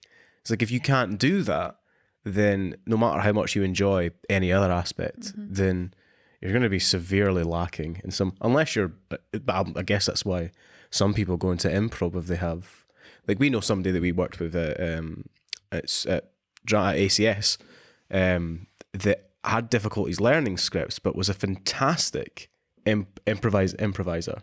And it's nice in that way that if you do struggle with that access of learning, depending on whatever reason it may be, that there is fields in acting that allow you to break away from that if that isn't what you are good at, in a way. It's definitely hard. Mark and I talked for a couple of years back and forward about maybe putting on the Mammoth play, The Shawl, where I would play the character who's conning the woman, as a fake fortune teller. And I really liked that play, and it was, I really connected with it. And so I used to take that play everywhere and read it, and it started to bake in. You could feel it starting to get connected, because I wouldn't change a line of Mammoth. I mean, nor should you, but it's a very, very strange cadence. Well, it's not an easy learn. It's not. No. If that was your first play. It would have been the first play, but I'm not. I'm not afraid of it because I connect with it. But there is that thing of, here's what I've learned in my limited acting, is that once you do have the lines, that's when the magic starts to happen. Once you can only find those moments when everybody is not struggling to remember, because that's not acting. And I think that you see it happen as a director. It's great. It is magical. I learned it with Ian as we were doing, because I was handed this thing and told to go and memorize. I remember when he said it as well. He said, "So, if you can memorize this tonight," and that's a massive. But I genuinely went, "Oh yeah, that's what I'm asking for." That's, of course I need to go and do that. And I went back and I tried all those things that you just said, and there's one that works for me. And, the next day we went through it, and I remember the thing of just trying to get through it, and then just trying to get through it, and then suddenly we were acting, and it was really exciting. Shift, and it changes into you are just in that moment, and it's the words become what you want in that moment, and it's that exchange, and it's you have to be so in. Well, for me, I have to be so in the lines because I like to throw something in. And if I can get it in, you can't always get it in, and that's the issue. You can do it in stage. If you have somebody who another actor is willing to play. If you have another actor that doesn't want to play, that's a different issue. But if you have somebody say you're in a play and you've got somebody that knows that you like to work like that, and they're quite willing to just take whatever you do with those lines. That's what keeps it fresh. That's what keeps the you on your toes. And that's the joy. That's a real joy. I find it. You can do it with screen, of course you can. But if that's you, but you've still got to have those lines, and they've got to be kind of in there for you to really make the most of that. I'm so glad you just talked about stage, because I was going to go to that. A question for you again. So obviously it's two totally different skills. Yeah. And the question, which is a bit silly question, is just like asking you what your favorite movie is, or what your favorite children. No, don't ask me this. No. So given the choice to do just one, which one would you dedicate your life to? Theatre. Yeah. Yes. Oh yeah. Yes. It's what I started in. It's what I love. It's yes. Theatres themselves are really special. I love a theatre, and I do this really silly thing, and I probably won't get away with it now very often. But I just love sitting. I'll go and sit in an auditorium. I'll go and sit on a stage. I'll get in people's way. No. If I had to choose, it would be theatre every time. It would be, yeah. Yeah, there's a real magic to it, and especially these old theatres. You know, we mentioned the Gaiety. Yes. Like, you know, I remember I've been on the stage of the Gaiety. I've been in the audience of the Gaiety. Whenever you go there, you are connected with every single show that happened there, and every single audience that saw a show in there. And these places soak it up, you know. And it's whenever, you know, because as a performer, you know, as a magician, I get to go on stage, and sometimes I get to do smaller things. But when you do go on stage, there's this thing, this community that builds. And we're talking about people who've only just met in the last couple of days, because they're going to do their piece, and then you're on second or third or last or whatever. And you've all sharing the green room spaces, and that camaraderie that happens back there is incredible. And it's lasting, you know. I think so many people that I know and are friendly with, we were around each other in our community of, you know, magic and all that kind of stuff. And then we actually ended up backstage just for like one night. And now there's a different level of, you know, friendship. And that feeling is there every time you go to a stage. And so the idea of traveling with a play and going to different places, it's really... And that not knowing, that unknown, that kind of, how is this going to be received? What kind of an audience? What are they going to react to? That moment where an audience laughs, where there was no laugh for the last 3 shows, and you kind of go, okay.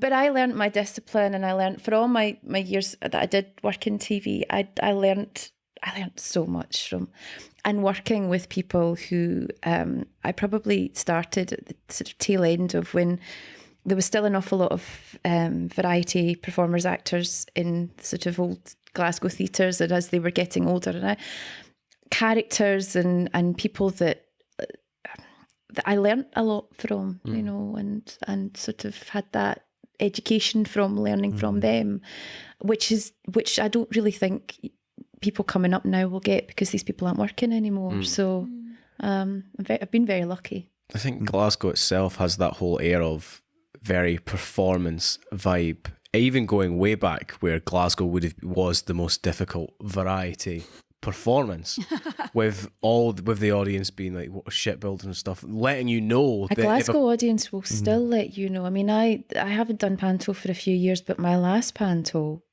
my goodness, they still are the best, the most amazing, but they'll let you know if something's off. Anouk, you know all about that from your tour in December, right? I just did a pantomime tour. Oh, right. My first, and Right. I've done a lot of theatre. Like film is very different for me. So I kind of came in thinking that I knew what I was doing, and I was the tough thing was I was playing Aladdin, so I had to be on the ball. Yes. because I brought the energy into every scene. And also I was the connection with the kids. Like I was the kid where everyone else might have been like the ugly sister or the, you know, Bunty Bubbles. So like, you know what I mean? Like I was that connection. And so there was a lot of pressure. And there was some, I think the problem is that sometimes it's a babysitting moment where the kids are allowed to do whatever they want and the parents sit back and they're like, I'm just going to sit at the bar with a drink. Like you kids do, you know, you look after my child for now. And they'd grab at your props and like scream, you're rubbish and little things like that. And you as Aladdin, obviously Anouk was like, you know, like, Yeah, I'm not rubbish. I did 3 years of drama school. I'll have you know. No. But obviously as Aladdin, I was like, oh, you don't mean that. Like, we all love each other. like energy, and everything is happy and everything is awesome. And that, they do not have any difficulty in saying the things that they want. Which is an amazing energy, because obviously sometimes you have someone who doesn't like it and it's fine because there are some people that do and they can feed off of that energy and they can enjoy it in their own way. But sometimes when you just have a bad audience where they literally have no love and respect and Or they're just desire. Oh, Yeah. Or Just- something, and you kind of it's just a have Monday, to work with it. in January, and they're just like, nah. And you just have to work with it. And funnily enough, after that, I wanted to cry because it almost felt like, okay, I'll never be an actor, and all this like kind of stupid stuff that you tell yourself. But actually, those are the experiences that you learn from. You know, Glasgow, when I used to perform quite a lot in Edinburgh and Glasgow, I used to go between the two. Edinburgh was a totally different audience. Not a bad audience, just they were quieter. You know, you had to work a little bit harder for them. Whereas the Glasgow audience would meet you halfway, but charging across the floor halfway. You know, so you know you had to be on your, and you know they could be brutal, but genuinely more fun. And in Los Angeles, I sometimes perform at the Magic Castle. There, they'll come to you and say, really bad crowd coming in tonight. They're all drunk and they've got, you know, it's going to be rough. And they've sometimes said, oh, we might cancel this one. They're a bit unruly, which they can be, especially in the late shows. I haven't had any group, I mean, you know, I could be there this year, so touch wood. But I haven't had any group that has compared with, you know, walking up to a table of Glaswegians who literally are just waiting for you, you know, to tear you down. And with that, I think we discussed that when we did our magic air of like with magic, half the time you're fighting with an audience because half of them are going, I know this isn't real. You've got that fight already of trying to create an illusion for somebody. Yeah. And then if Glasgow audience try to fight going, try to poke holes and everything, I can't even imagine how difficult that would be in some audiences. Especially because in pantomime, you're allowed to say things even more. And how it's probably quite difficult to tell kids, at this point you can speak, but don't speak any time else. And so, you know, like that's quite tough, especially if, you know, some of them were, it was a free show.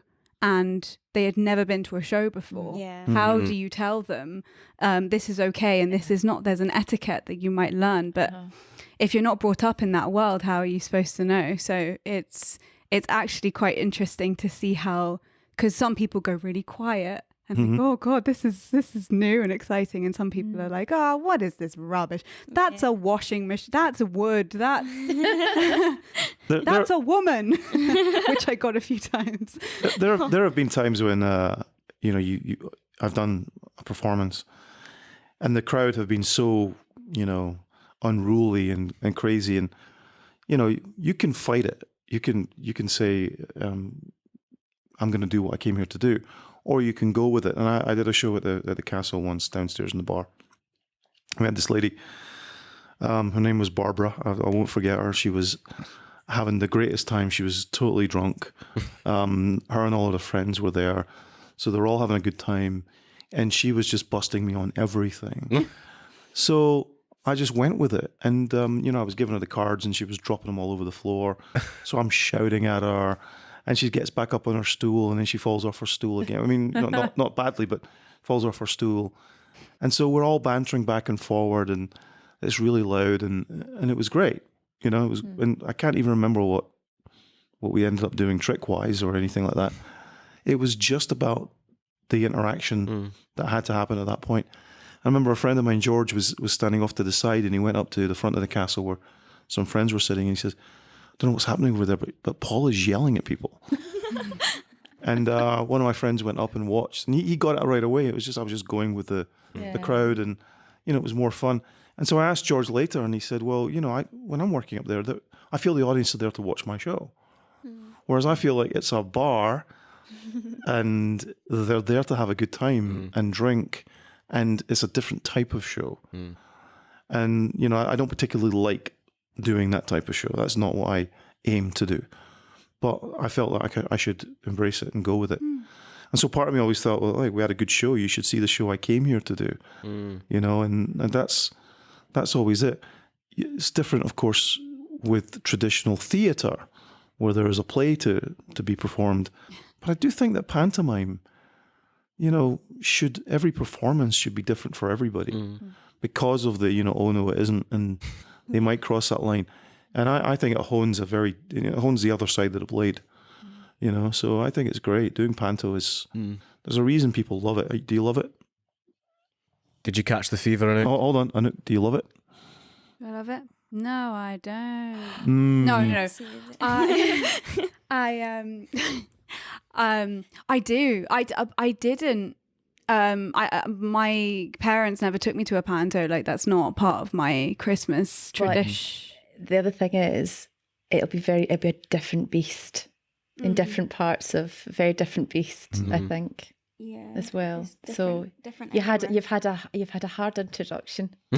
Yep, that's what I was going to say to you. And you've had a hard introduction to the tradition. The thing is that the nice thing was that we were touring around Scotland, and so we went to like Brora and Invergordon and Thurso, and so we had so many different audiences, and also schools and community centres and old people's homes, and etc. And so it was amazing. Like, I want to do it every year. Like, it was amazing. Yeah, it was great. Great. Paul, can you try to just lower with the arm your microphone? So I'm going to lower the tone. Lower so the camera can see your face a bit more. You lower the tone. No. You just talked. That's funny, because one question that actually Zach didn't film when you're just talking about shouting on everyone. He was wondering how you manage to maintain your teddy bear attitude on set all the way through. Even whatever happens, you're never annoyed. Like. It was I go home and cry. Same. I think, look, every situation is different. I think that the route that I've taken is to make film and learn from making film. So the first movie, we had no money and zero time, and we were up against everything. And I was able to focus and also, we had almost no crew, right? It was me and John Young and David McKeach, and and we were really fighting to make it happen. But it was like a film school, The shorts that I had done before that helped as well. So I kind of found out by doing those that I seem to function quite well when the odds are against you. I don't panic so much, I panic about other things all the time. I have massive anxiety about all sorts of crazy small things. But about that, I just want to get in, and there's no point, cultivating a sense of panic or fear. Everybody comes to you with a problem. We will solve it, right? And there will be a solution. And I can help you do that, but it may cause problems, but then there are solutions. You just have to deal with that. And then there are points where you get, just the release of Isolani.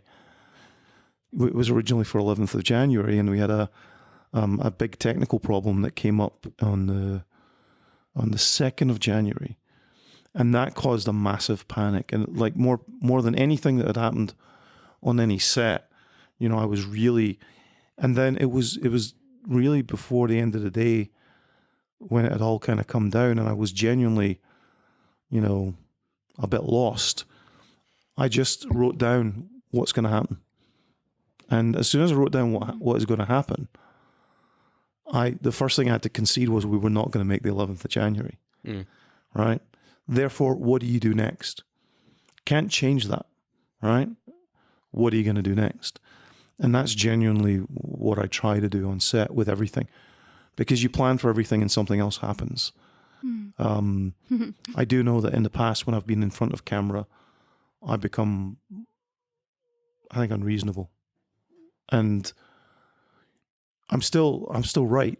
I still think I'm right to know what I want and to know that I want it to be done for these reasons and I want it to be right.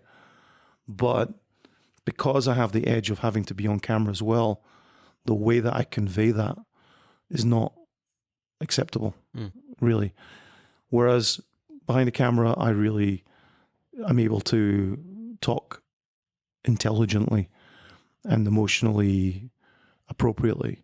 And I think that it could have gone the other way. I could have found out that I was a monster, the way some people become a monster when they get behind the wheel of a car, But instead, I think it was that thing of, okay, if there is a disaster and something's not going to happen the way that I want it, or is not going to happen at all, what is going to have to happen? And that's just the way it is. That's just the way it is. But you also have to be able to step back and think through the problem. So I approach every day like that. And then the other thing, of course, is to be prepared as much as you can. We're fighting to get a budget right now for a film that I'd hoped would happen in April. In best case scenario, would happen in April. It's not going to happen in April. It's going to happen later in the year if we get the money. And, there's nothing you can do about it. There's a great thing that I found, somebody pointed me to. It's a saying by Warren Buffett. You can't have a baby in 1 month by getting 9 women pregnant. Right? Yeah. That's just the way it is sometimes. So I use the time to prepare, and I'm doing storyboards, and I'm thinking things through. I go back and tweak the script. We did a read through recently, and there was a really glaring, obvious choice that I had to make, and I went back and I made that choice. And it's a small change essentially, but it's better. And so I'm using the time appropriately, rather than finding out that I've got the money and I should have actually spent another month rewriting the script or whatever. I'm using the time for that. That's the way to look at it. So how I look at things is basically the secret to everything, I think. Yeah. So again, I'm touch wood that something may happen and I may panic, but I try my best. Still a few more questions, and then I can talk about stuff that I really liked in the movie. Kate, you told us your schedule for learning lines, but you have a specific technique. How do you learn lines? So I do it the night before or the day of. Those are my options. If I do it before that, I'll forget them. I've got an atrociously bad memory. Like, it's so bad. But it's very, very good, super short term. So if right before we do a scene, I learn my lines, they'll stick with me. But if I do it 2 days before, they're gone by the time we do them. So I usually just cover them over and do it line by line. And I can't, there's a thing called aphantasia, and I can't hear my own voice in my head. It doesn't sound like anything. There's nothing there. It's sort of just empty. So I have to speak it out loud to actually get anything out of it. I just cover my lines over, just do it line by line. It's the only way for me anyway. Cool. Are you interested? Oh, I don't know if you have experience on that field. Did you ever do stage, and you'd like to try that, or how? I started in musical theatre in primary school. I had a primary 5 teacher, Mr. Clockerty. I'll name drop him. He's amazing. He basically he wrote a script because he loved drama. He wrote a script and gave it to our class and went, why don't we just do this for fun? Like, you know, once a week we'll do like a drama lesson. It's not in the curriculum, but we'll just do it. I was like, cool. We did that play. People really enjoyed it. And then he went, oh, why don't we do a musical every year in primary school? The first one we did was Oliver. And I nearly got the part of Oliver, but he said they already had a girl playing that part. And he didn't want two girls playing it. He wanted a guy to do it as well. So I understand where he's coming from, but I'm mad about it. I would have loved to have played Oliver. Let it go, Kate. I know, I was like 9. But I started in stage. And I did musical theatre throughout the whole of high school. I did a show every year. And it was amazing. But the first time I ever did film, I went, oh, I like this a lot more. Because with the memory thing, learning lines, doing a play, it's pretty hard. Musical theatre is okay because songs I'm fine with, but just learning basic lines is really hard. So when I'm doing a film, I don't have to think of the whole script. I just have to think of scenes as they come and go. But I do love theatre. I think I would do musical theatre again. I don't think I would do plays. I think it just take too much of a toll on me. So... Paul, you moved to be more comfortable? Or? Just a little more comfortable. Cool. We've been sitting here for 6 or 7 hours. So You know, we move once every day. What was it? So I went to see, as I said earlier, I went to see it yesterday. It was the VIP showing. I left a bit early because of all the food I stuffed my face with. I was a bit. It was not really fair, so I actually went to see it again, and you were just in front of me. Kate. You were Yeah, comatose. It sounds like, yeah. Yeah, I went to see it a second time, and I was wondering, as you were there, and you're going to again today, and the question applies actually to everyone in that room, because everyone has acted. Are you crazy about watching? Do you like watching yourself on film? I hate it. I hate it so much. I go and see it because my friends want to go and see it with me. That is the only reason I'm going to see it at all while it's out.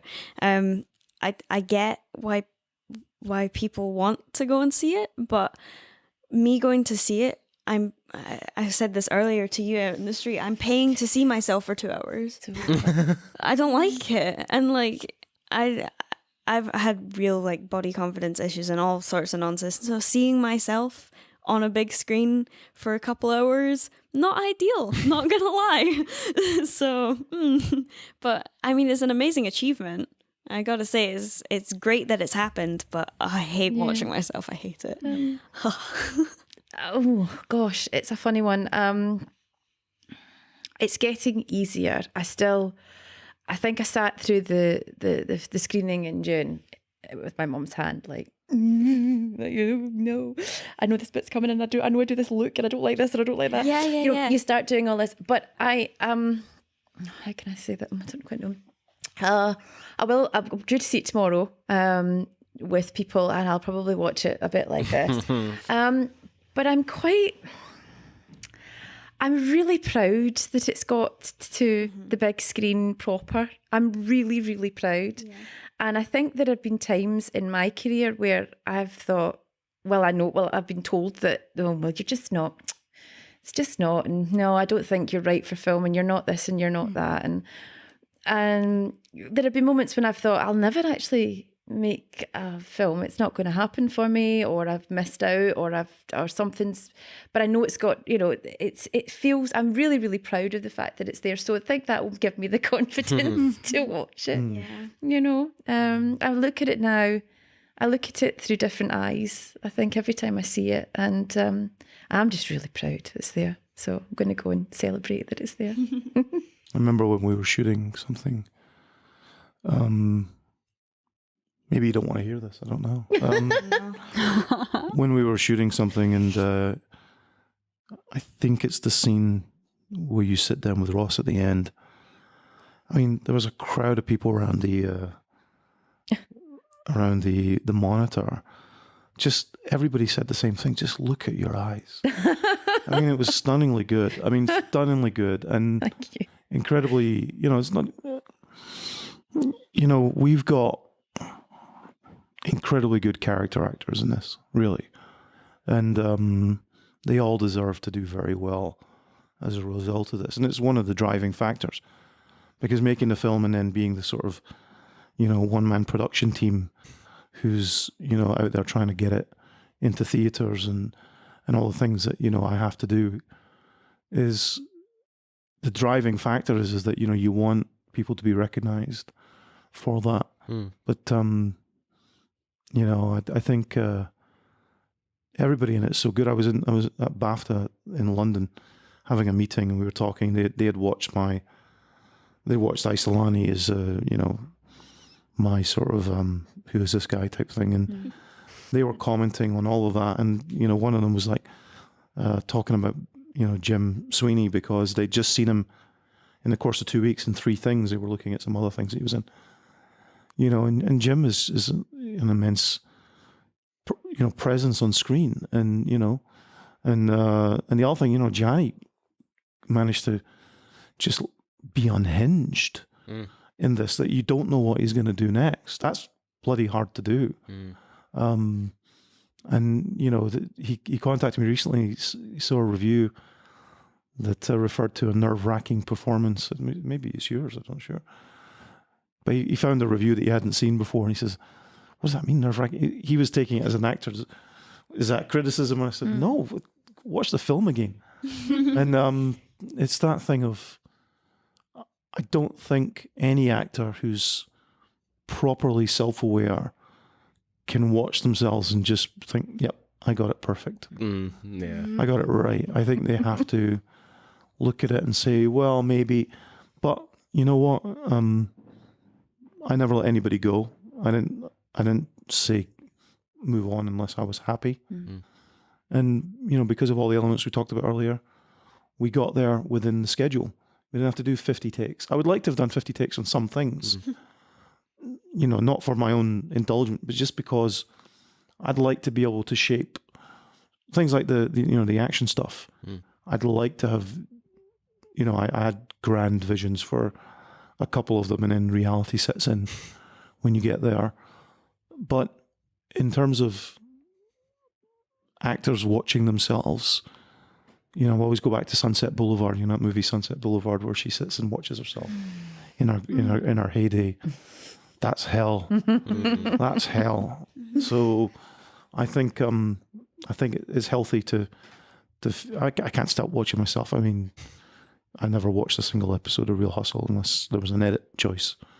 And even then I just watched it and, incredibly insecure about all of that stuff. So, but I think that's necessary to some extent. Adam and Anouk? Oh God. Oh, I hate it. I hate it. I hate it. I hate it. I hate it. I hate it. But as an actor starting out as well, like I have to, because I'm editing my show reel or looking at, can I put this in, or which bit do I put in? And so then I also have to think, is this good enough to show? You know, all these really strange questions you have to ask yourself. You should maybe do your own each other's show reels. Oh, that'd be interesting. Yeah. I would even suggest, if you wanted to do it, if one of you did your own show reel and the other two did a show reel for you, and then look at your choices, that would be a very interesting experiment. Oh, definitely. That's quite a good because show. I think that you have to free yourself of yourself. Oh yeah. That's when being free of the self when you're acting or performing, right, is a really interesting experience. When you're editing or it's very hard to be detached from that part of yourself. And somebody will say something to you and say, this is great, and you'll say, well, it's not because, but the chances are they're right and you're wrong. So I would say that's a good experiment to try. Oh, for sure. Definitely. I'm all right now with hearing ourselves back with from doing. I remember in the beginning of the podcast, like just listening to like episodes 1 and 2, like in the very beginning, going, "Oh God, is that what we actually sound like?" But It's good that we know exactly who's talking though with your podcast. yes, You know, couldn't be more different. three distinct voices. Yeah, We have a friends on an American podcast, and they say that we have the same accent. And we're just like, we're like, what? Americans are hilarious. They are the least tolerant ears in the world, and yet they have so many of their own. But they, you know, they're funny with Scottish accents. The Scottish accent's tough for them. Yeah, Irish all the time. They think Irish, but you know, the Irish accent they're used to. There's some sort of cultural thing where they're kind of used to it until they hear a real Irish accent, and they get confused because the timing's all wrong. Yeah, yeah. You know, did I say this before in another podcast, or I've said it before in something? But I met a voice coach at a magic thing in New York, and he worked with a guy called Bob Fitch, who's an amazing actor in the West End in New York. And he told me the problem with the Scottish accent is the timing. And the reason people get confused is that syllables happen at the wrong time for the ear. So that part of your brain that is kind of instinctively hearing you is confused by that, which is why you have the so-called Glasgow uni accent, you know, which is kind of like RP. Yeah. And RP is created for the same reasons, you know. So somebody who was raised in Birmingham and has that accent goes to America, and suddenly they sound like the Queen, you know. And so accents are interesting, but the idea that you three have the same accent is incredible. Madness. Didn't that person also describe Essex as the LA of Britain? That was an interesting. That was an interesting. Okay. I think we were talking about Essex, and they were like, "What's Essex? I don't know what that is." It's basically the LA. I was like, what? My favourite story with obviously going to ACS, our year especially, was a very international year. We had Italians, but this is a story with Caroline, who's a great actress, but born in Tanzania, grew up there, Amsterdam, and part-times in America. So very well travelled. And we were having a conversation, and it ended with me going, I mean, what on earth is all that all about? And she looked at me and went, what's Earth? I'm like, Earth? Like the planet we're on? She's like, oh, you mean Earth? I'm like, yeah, I mean Earth, not Earth. Just that one word, just that one sound of the F with a TH threw somebody off completely, which was so surprising. And I think that was like within like week 1 or 2. And from that point on, I'm like, okay, I have to do Scottish telephone voice just so there's no more under. Hit the T's in the eyes. Yeah. Yeah. So I have a few things about the film specifically. So was there something that ended up in the cutting room floor? Was there a magic show scene at some point? Because in the credits, you've got Paul Nardini credited as a truck driver and the great Nardini as himself.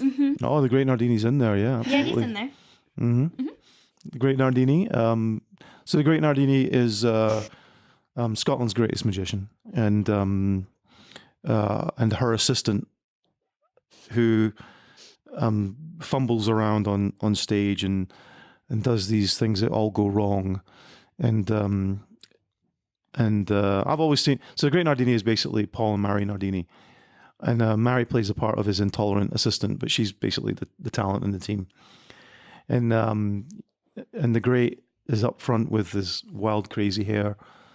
And at the end of their act, they won FISM for this. You know, their act won FISM for comedy. The only FISM where they then disqualified comedy from the Grand Prix, where the best of the best wins, right? They won, and their act is an incompetent magician. Magic stuff does happen. It's very, very funny. And at the end, she's wearing this beautiful red dress, and they put her into a box, and then he jumps on top of the box wearing his tuxedo, pulls up a cloth, drops the cloth, and now he's wearing a skimpy red dress. And she's still in the box, but she comes out wearing a tuxedo, and she finishes the act. So that's the background. And if you're watching the film at a specific point where you guys have seen it a couple of times now, you can't really see it, but it's there if you know about it. When Ross arrives at the police station the first time and he finds out that they've called in Isla, as he's walking in, if you look over to the left, you'll see the Great Nardini in a dress being arrested by Mary in a full police uniform, taking down his statement. So Yeah. I know exactly what you're talking about. Yeah, me Oh, too. that's hilarious. So that's why that's there. Mary is actually very senior in the Volvo company. And so she managed to convince them to let us use their offices, which we dressed as a police station. And then I said, since you're going to be there anyway, any chance you could bring the dress. And, Paul's a very accomplished solo performer as a mentalist and a magician. And, wears, beautiful clothes and has a very, I hate to say it, but he is a very stylish guy, right? And I say to him, do you mind wearing that dress you wear on stage, with your hairy legs and your hair all over the place and be sitting in a police station? Absolutely, that sounds great. and they went ahead and did that. So that's why the Great Nardini as himself is mentioned in there. Awesome. Super cool. There is at the very end, I don't for Lola. Can you talk about this or? It's very sad. Lisa, who was the producer of the film, without whom the film would not exist, and her partner Chris, when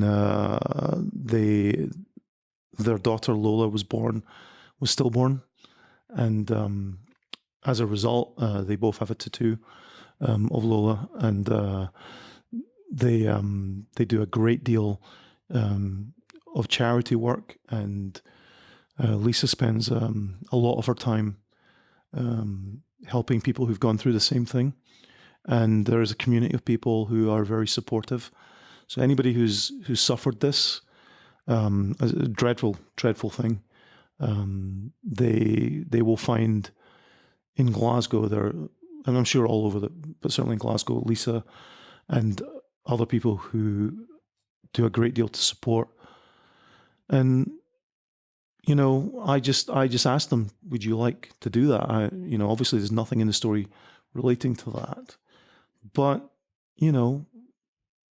I felt that Con Men, the film that I did before, is dedicated to my friend Rod, who died of cancer and was a professional card cheat, casino cheater, and one of my, a real dear friend and one of the nicest, smartest, and most inspiring people I ever met. So it's dedicated to him at the end. But really nothing in Con Men relates directly to Rod. But, this is something that Lisa, people always say, what does a producer do? Well, a producer does what's necessary. And so within the film business stuff, I was there. But all the other things we needed, locations and, catering and things that, who do I call? Well, Lisa knows exactly who to call. How do I get that? Well, Lisa has to do that. And it was a massive amount of work. And so Lisa threw herself heart and soul into it. So it seemed appropriate that if she wanted to, she could do that. So the very end of the movie says for Lola. And so the movie is dedicated to the memory of Lola. Okay. I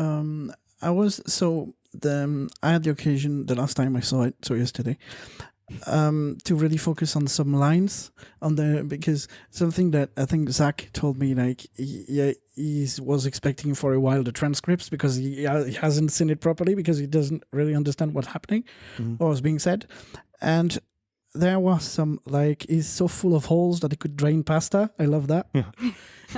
It was a good one, and one which was fascinating, I think, when Anne says, you were watching him, which has two meanings, I guess. Like you were supposed to watch it and then actually you watch, which says, I love that. I've noticed, because we talked a few times on episodes, namely the Highlander episode, when it happens visually, the transition between episodes, I don't think I noticed that before, but sometimes you've got the sound of scene B that is there while scene A is still going on. Mm-hmm. Scene where like Anne is like, take a seat, and you still see the person from which I don't remember. I've seen that before, and also all the fade to black, which we talked about in Mandy recently. Was it were you inspired by anything for those two specific things, or? Well, if I'm honest, the biggest mistake I made with the whole production, because we only had 18 days, was I consciously decided to. I had very grand ideas, not grand ideas, very practical, clear ideas of how to transition between scenes, and those were movements and actions that would then be, not for everything, but that would then be picked up in the next scene. So I spent a lot of time working that out, and then realized that something had to give. And so I decided that we would just cut between the scenes. But what I ended up with was a situation where not all the scenes cut easily from one to the next. And so as an editor, I was yelling at myself as a director for not giving me something to move on, or, to come in on. And so it was not working at all. And then I dropped in fade to blacks, and there were also more quotes in the movie. But I'd kind of done the quotes in Con Men and felt I didn't really want to get stuck with that. And there's that quite provocative quote at the beginning of Isolani, which I still think I needed a quote at the end. Maybe I should have put one in, but I should have bookended it, maybe. But that quote was basically, oh yeah? Well, we proved that wrong throughout the whole thing. But I think it still needs a little tail at the end. But it's okay. So when I first did that, seeing the film work with them, I felt like I had done it. And then when I saw it with an audience, when we got to Rain Dance, I felt that it wasn't working. There was actually 2 false endings because of that fade to black. So I looked at it and said, well, now that I've got a bit of distance, can I make some changes? And I did make some changes, and that actually took away a couple of those fade outs. But the other ones were still, the problems were still there. And then I realized that if we put in the days of the week, if we told people how time was progressing, because it's basically 8 days in the life of Isla, right, which changes everything. I dropped those in, and it really did work. I felt it really did work. But that has been the result of solving the problem for deciding on set that we should not, because there were a couple of times when we did work on a transition, and then I realized we're just not going to be able to do this every time. Therefore, you can have a nice stylish transition here or here, but not everywhere else where it needs it. So they were cut. What I should have done is I should have said, therefore, we need to think about it a different way, rather than we'll just do this. So the solution was then missing in the edit. So that's the reason, if you want me to be brutally honest. And now that I've done it the way that I've done it, I feel it works fine. But I will not have that in the next one, because I think that unless I'm using it for a deliberate stylistic reason that I started with at the very beginning, I'd hate to use it as a solution again. So anyway, but I'm here to learn. So Great. I was wondering, the scene you talked about a while ago, 5 hours now. When Kate, you were a bit surprised because on the table, like the banging on the table. It's just a technical thing. What is that box? It's like the recorder that is you can record evidence on that, and it's allowed by police. What's that big black box on the table? it's what they use in police stations to record, because I think there's 2 CDs in there. CDs are then signed in and out. There's some sort of procedure that we didn't have to follow. And that's down to the brilliant Andy Drummond, who was our set designer. And he was, he turned a sort of blank canvas apartment into, Granny's old flat. And, everything he did was astonishing. So when we got to that scene, which was shot in the basement of a girls' school, We had gone and looked at the location. The room looked perfect, but it was still a room with a table on it. And by putting that thing on it, there was just something, just by putting that one thing on it. And then when we heard it, I loved the sound of it. I thought it was great for that moment that you guys just, allow that to play out and then ask the question. It's just great. A little detail that Andy brought. I love to take credit for it, but really, Andy. Quick shout out to during the premiere when it was done, Lisa jumped to do a shout out to the singer of the Isolani song. Sorry. Yeah, Yori Swart, right? Yeah.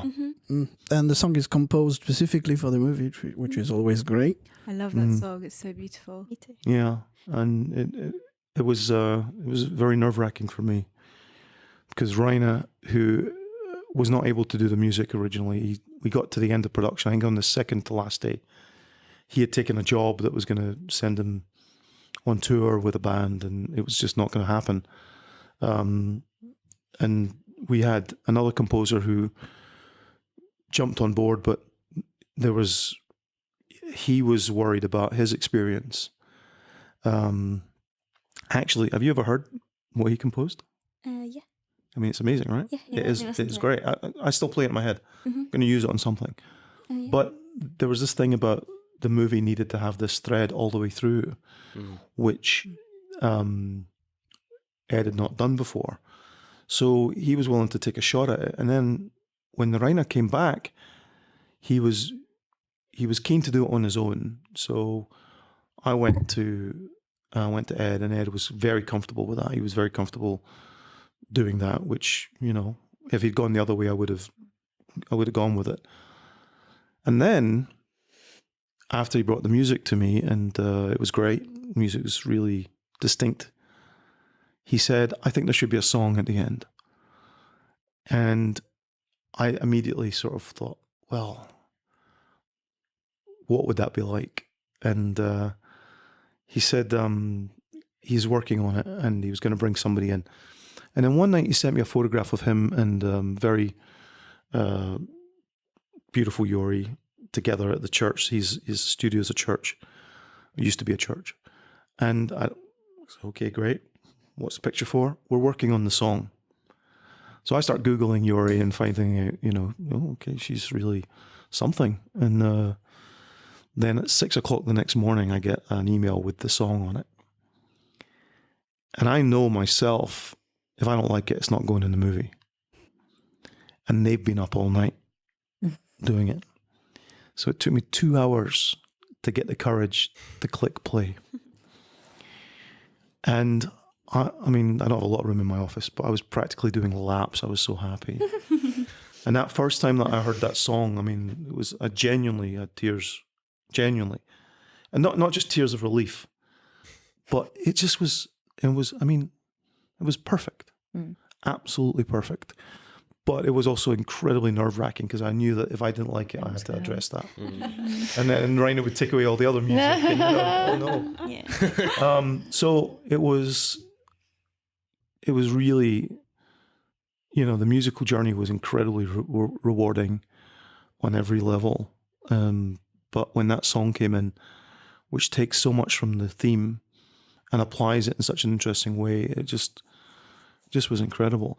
And, I'm not a musician. They sent me some lyrics the night before, and I sent back some suggestions, just, English and Dutch. Although I've learned that their English is better than mine.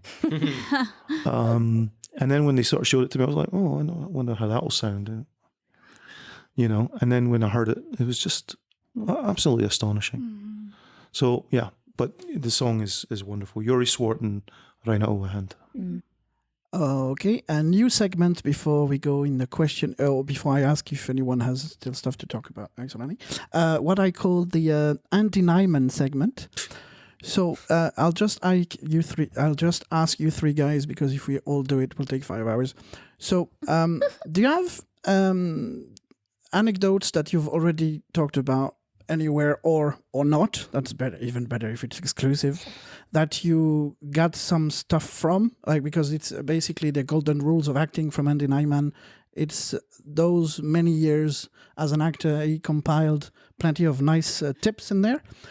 And so do you have some anecdotes that made you either leap forward and learn stuff and whatever? And go. While you think of one, I've got one for myself, which is it's kind of funny. It goes all the way back. We mentioned Darkfall, and so this was way back, January of 2016, something like or even March, in the first 3 months of the year, and we just started like seeing each other, like sort of like, and You're together. yeah, funny, Anne. And before it was like maybe like 10 to 20 minutes before Paul was set to come round, because he was filming with you and you were eating all the wings at that point probably. Wow, good scene. And I don't know how me and Anouk got into this conversation, but essentially it ended with me eating a whole bird's eye chili 20 minutes before Paul arrived. So when Paul arrives at our house, I'm like, I am dying inside from just trying to prove I can handle spice to somebody I'm seeing. And then I've got to go and shoot a scene. So my anecdote is, don't before you're about to work, don't try and prove anything to anybody else. Just do your work, and then in your spare time, prove your own motives and whatever. Because I remember getting ready for the shot, going, I bet my eyes are all red or something. Like that. Just like I sweating. remember you just put it in your mouth. I was like, you're an idiot. You're an absolute idiot. He's like, I'm trying to impress you. He said this to me like literally a few months ago. I was trying to impress you. I was like, really? Is that what you were doing? Yeah. Oh dear. Oh man. Funny. Anyway. I don't think I have any. No, I'm trying to think. I mean, I have a bad memory, so there might be something there. But I'm trying to think of one that's remotely entertaining. Well, that hasn't stopped me so far, so. It hasn't stopped us for like 70 episodes. I wouldn't worry about it. An anecdote that helps me act better, that makes me perform better. Is that what you're? Yeah, that you took something from that. A lesson that you A got lesson that I got. from an anecdote. I don't remember filming anything really, because I genuinely have no memory. So No, but I don't think that's just. I think if I don't really recall very much. If it's like the anecdote you told earlier. If it goes well and you come off, you don't have a memory because you're so in the moment. yeah, no, I don't remember anything. You're so there, and it's just it kind of. Somebody will say, "Why did you do that?" And if you did this, I different, don't know. Yeah. there's an awful lot of I don't know. Yeah. And I don't know an anecdote. I can't think of anything off the top of my head. I make rubbish podcast material. No, but I mean that's interesting because I think a lot of actors struggle with that. I'll probably go out the door and think of about 4 or 5. What's your what's a bad experience that you learned from? See, There we go. Yeah, but I don't know. Vein there. Yes, I'm trying to. Yes, but it'll take me half an hour to kind of edit around what you can say and what you can't say. Oh well, if you're ever flying in a production, always turn up to the flying rehearsal before you go on stage to make sure that everything is fine with the person who's flying you. Yeah.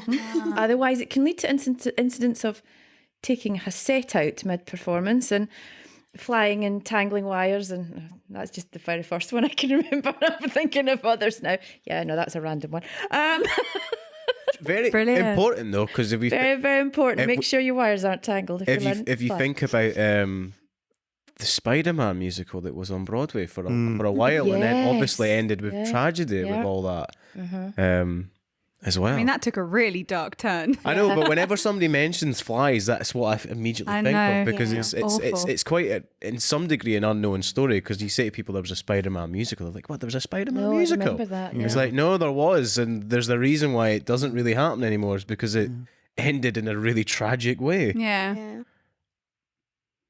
So go to your flying rehearsal. Go to your flying rehearsal. Yeah. Check your wires. Check your Oh, wires. Your wires. I mean, the obvious one is don't lie on your Spotlight CV. If you can't ride a horse, don't say you can ride a horse. Sort of thing. I mean, those are. Where's the fun in that? You're going to lose. Half the actors are going to go, God. No, I don't- can ride a horse, so it's fine. It might have been Patrick Tucker that told us that there was somebody that said they could swim. And then somebody turned up on the set that said, "Can you swim?" And they went, "Oh no, I can't swim." And then the whole production got shut down because Didn't there that was happen health. in Dunkirk with Tom Hanks? He had to save one of the Oh no, extras. that's in Saving Private Ryan. Saving Private That's Ryan. Saving Private Ryan. The guy in the boat couldn't swim. He just blagged his way. He wasn't American either. He just blagged his way. Oh my God. I think Tom Hanks turned to him and was like, "How did you get in this film?" Why are you here? And then he's the guy that's on fire as well in the scene as well, which is Could you like, imagine if Oh my someone's like, "Do God. you want to be in Saving Private Ryan?" You're like, "Yeah." I mean, yeah, of course you do. We did a thing on The Magicians, a big TV show for the BBC, and I had designed this idea for a trick.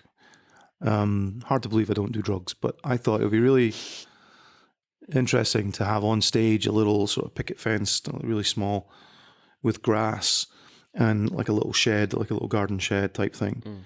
And our magician, Chris Korn, and I think it was Samantha Janis he was with. So Samantha was his, they weren't assistants, they were partners, and it was like a competition format. They were in this little picket area, and we brought in these kids, so the kids all sat there on the grass, and they opened up the shed, and in the shed was nothing. And then they closed it. They had some shelves, like 3 shelves that were really sliding trays, completely empty. They closed it, and then they opened it, and the trays were now completely full of rabbits, little bunnies. They then take the bunnies and they lay the bunnies onto, they take the whole tray out, and then the bunnies would hop around, the kids would be able to play with them. And then they closed it and opened it again, and there would be a girl dressed in a bunny girl type outfit, but with a bunny, as a sort of classic magic production, right? So you've seen it's empty, now it's full of bunnies, it's empty, and now there's a girl there and she's got a bunny.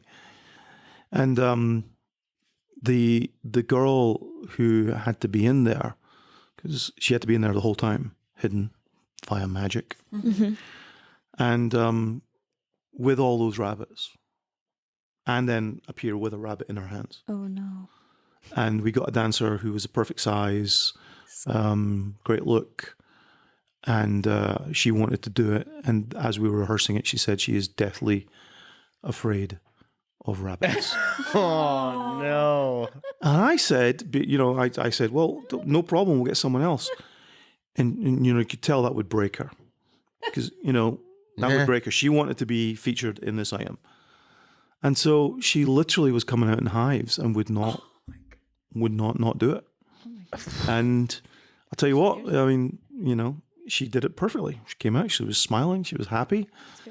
And then afterwards we were giving her hot cups of tea. But she wanted to do it. But I love it how we were getting through it, and when the rabbits came in, I could see her tense up, and that's when she decided to say, and it wasn't like she didn't know that's what the job was.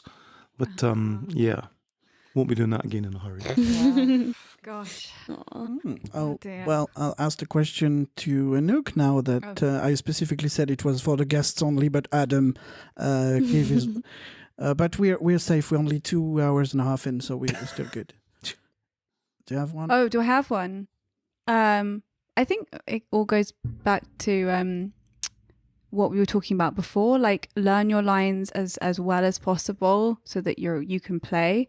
But also, don't be afraid of the silences and staying still and being able to just like be in the moment, because that's quite vulnerable feeling and scary. But yeah, I don't know if that helps.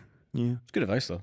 Is it? Yeah, Good. definitely. There you go. Yeah. It's not rocket Nice. science, really. Learn your lines and Be on time. I think the other thing is that it's better to be honest about issues.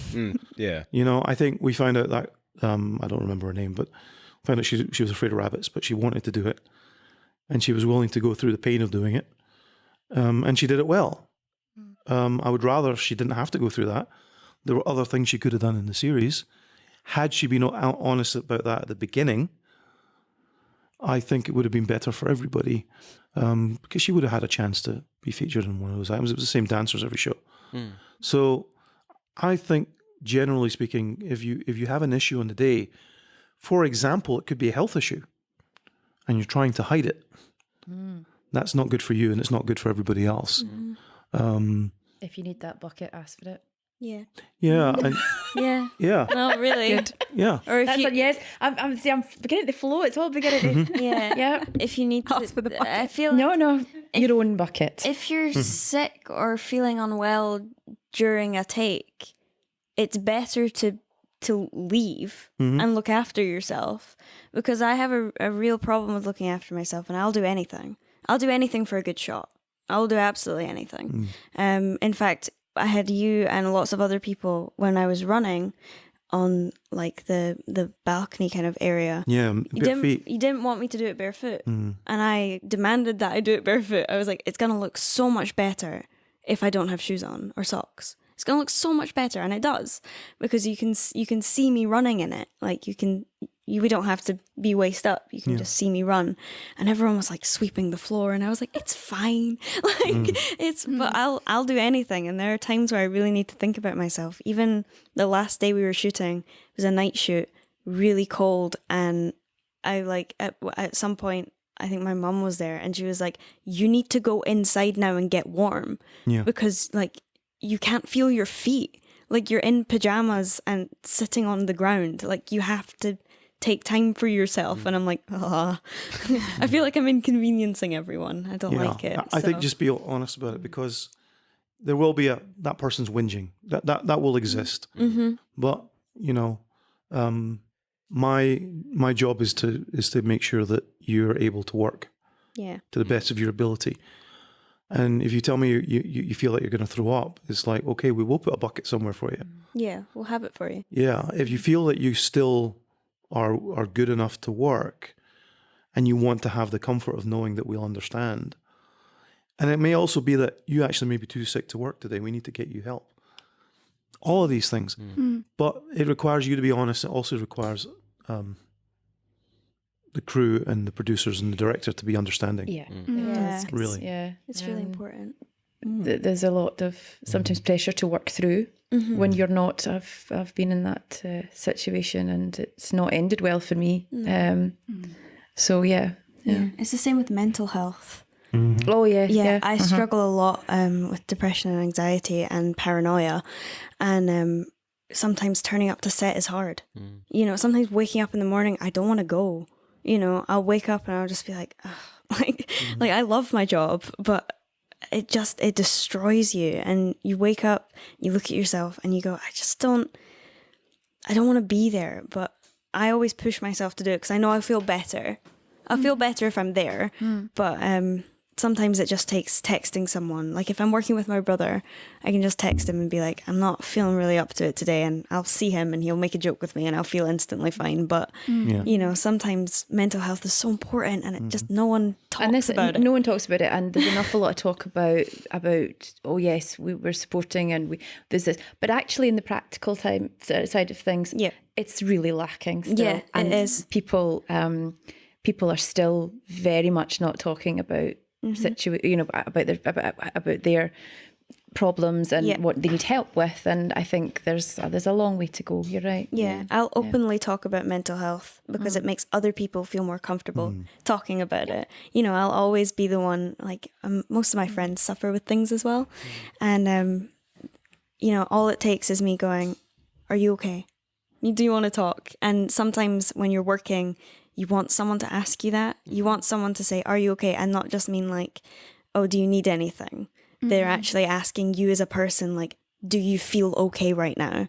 And, you know, sometimes doing some of the scenes even, you know, the scene where with the clothes and the fighting and everything. After the fight scenes, my mum was there, and I looked at her and went, "I just want McDonald's." Like, it's so stupid, but like I'm a fighter, you know, I trained doing karate, and I just felt drained, and I was like, I just want comfort food, you know, and a nap. So, you know, I've slept for half an hour and ate McDonald's. I felt better, but like that's all it kind of takes is someone going, "Do you need anything? Are you okay?" Yeah, There's a fine line. Yes, because you can give people permission to basically beg out. You know, you can facilitate giving up. you have to be in the position to facilitate doing more through being more open, because we need it. We need that in the business to, accomplish more, because if somebody just doesn't want to work, or their fear, which is natural, is given license to give up, that's an issue. And you get past that by, I think, relating and understanding and, being, there's a point, I'm thinking particularly of Kubrick in the behind the scenes with Shelley Duvall, where he's being very hard on her and other people being very understanding. And I think he's walking a fine line between her taking advantage and basically feeding off of the attention, and then needing to play this character, which is on the edge. And you look at it and you go, does it have to be like that? Because it's, even on that behind the scenes, it's bordering on abusive. But we don't know what happened on either side of that. People theorize that Kubrick was trying to, get a performance out of her. Well, Shelley Duvall is an extremely powerful actress, and her job in that is exceptional. And to second guess how she got to that is wrong, because people just don't know. I think he was frustrated with her, basically making excuses, and I think he may or may not have been wrong to do that. But when you hear the other people who are being very, very understanding and being very forgiving of that, then he's getting frustrated with it. You just don't want to be in that environment. You don't want to be in that situation with an actor. You want them to, some people need to be treated as a drill sergeant might treat them, and some people need to be treated as a friend, or a coach might treat them. There's a difference. So it's a fine line. It all goes back to what I said earlier. Everybody's different, and my job is to be there for them, but they better be there for me as well. And if you feel that both of you are doing that, then a little openness about where you are.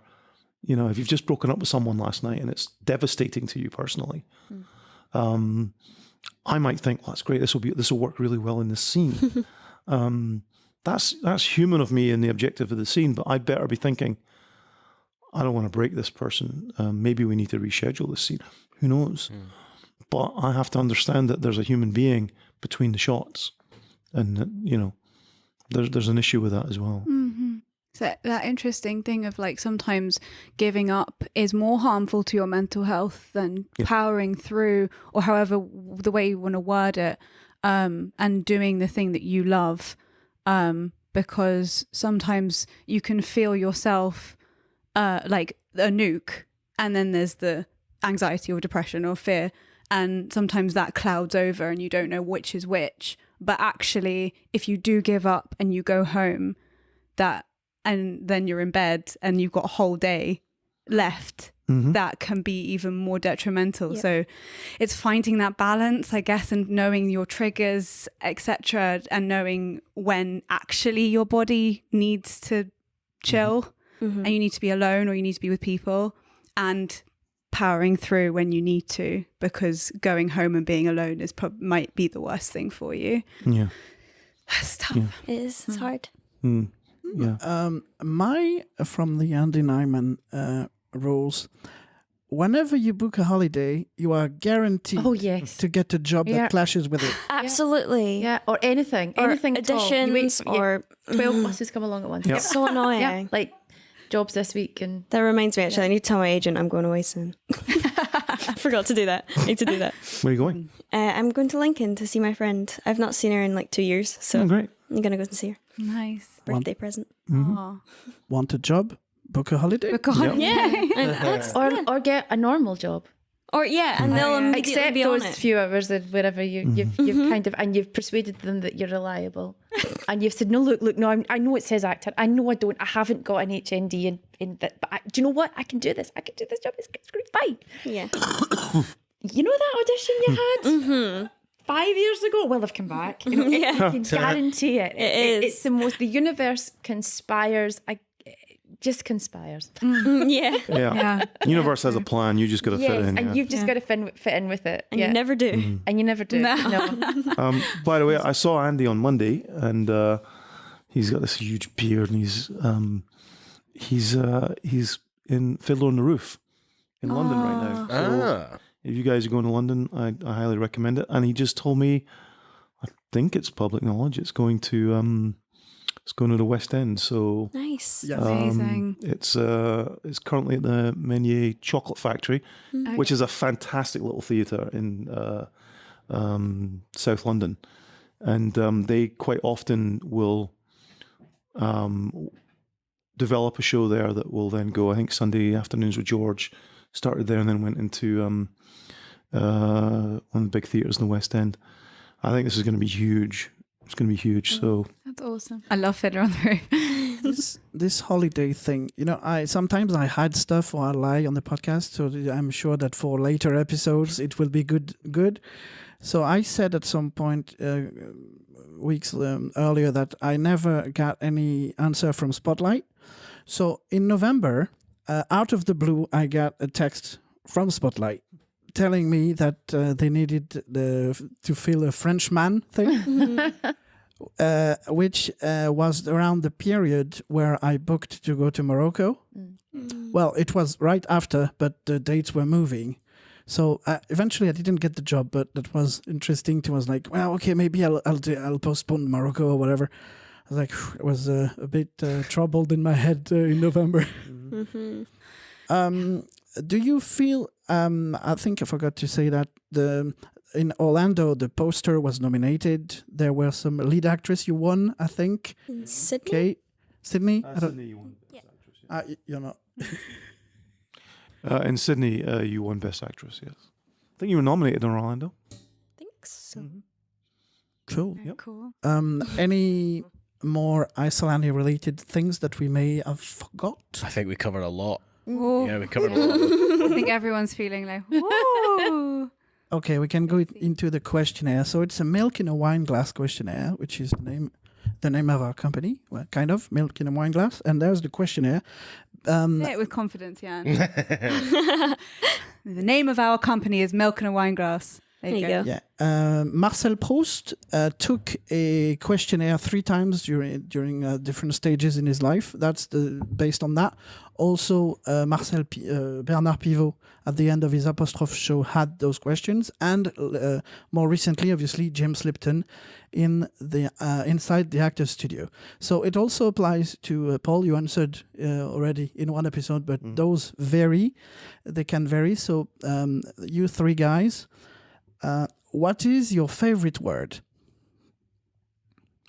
Word?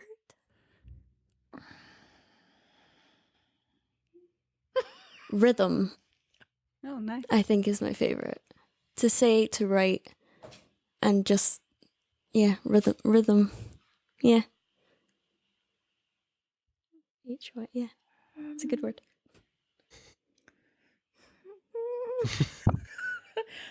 Oh, God. We can edit these things, don't worry.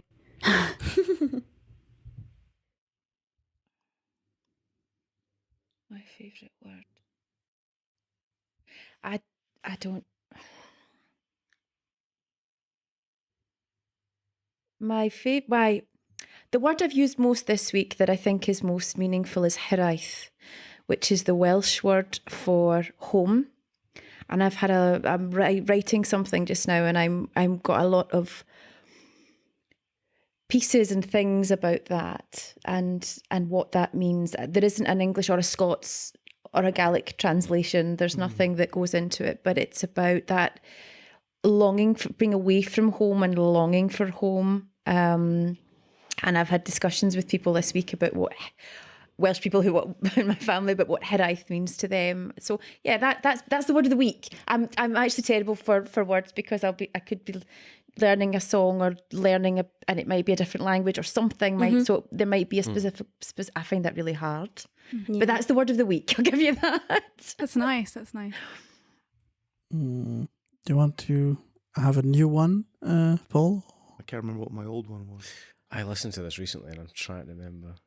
Haha. It might have been there was a it was at the beginning, but I can't remember. It was about the trees in LA. Oh, jacarandas. Yeah, I think that was one of my favorite. I think that was your favorite word on the first time round. Yeah. Oh, jacarandas. Mhm. Phenomenal.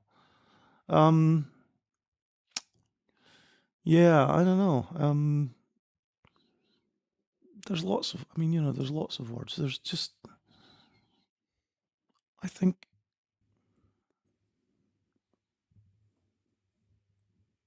The Japanese word zanshin, Mhm.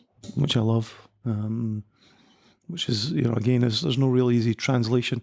You can say what it is, but you don't really understand why it's important. It's to do with sword making and sword iaido. I don't know. There are words that if I thought about it and if I didn't realize, I should have realized, I suppose, but...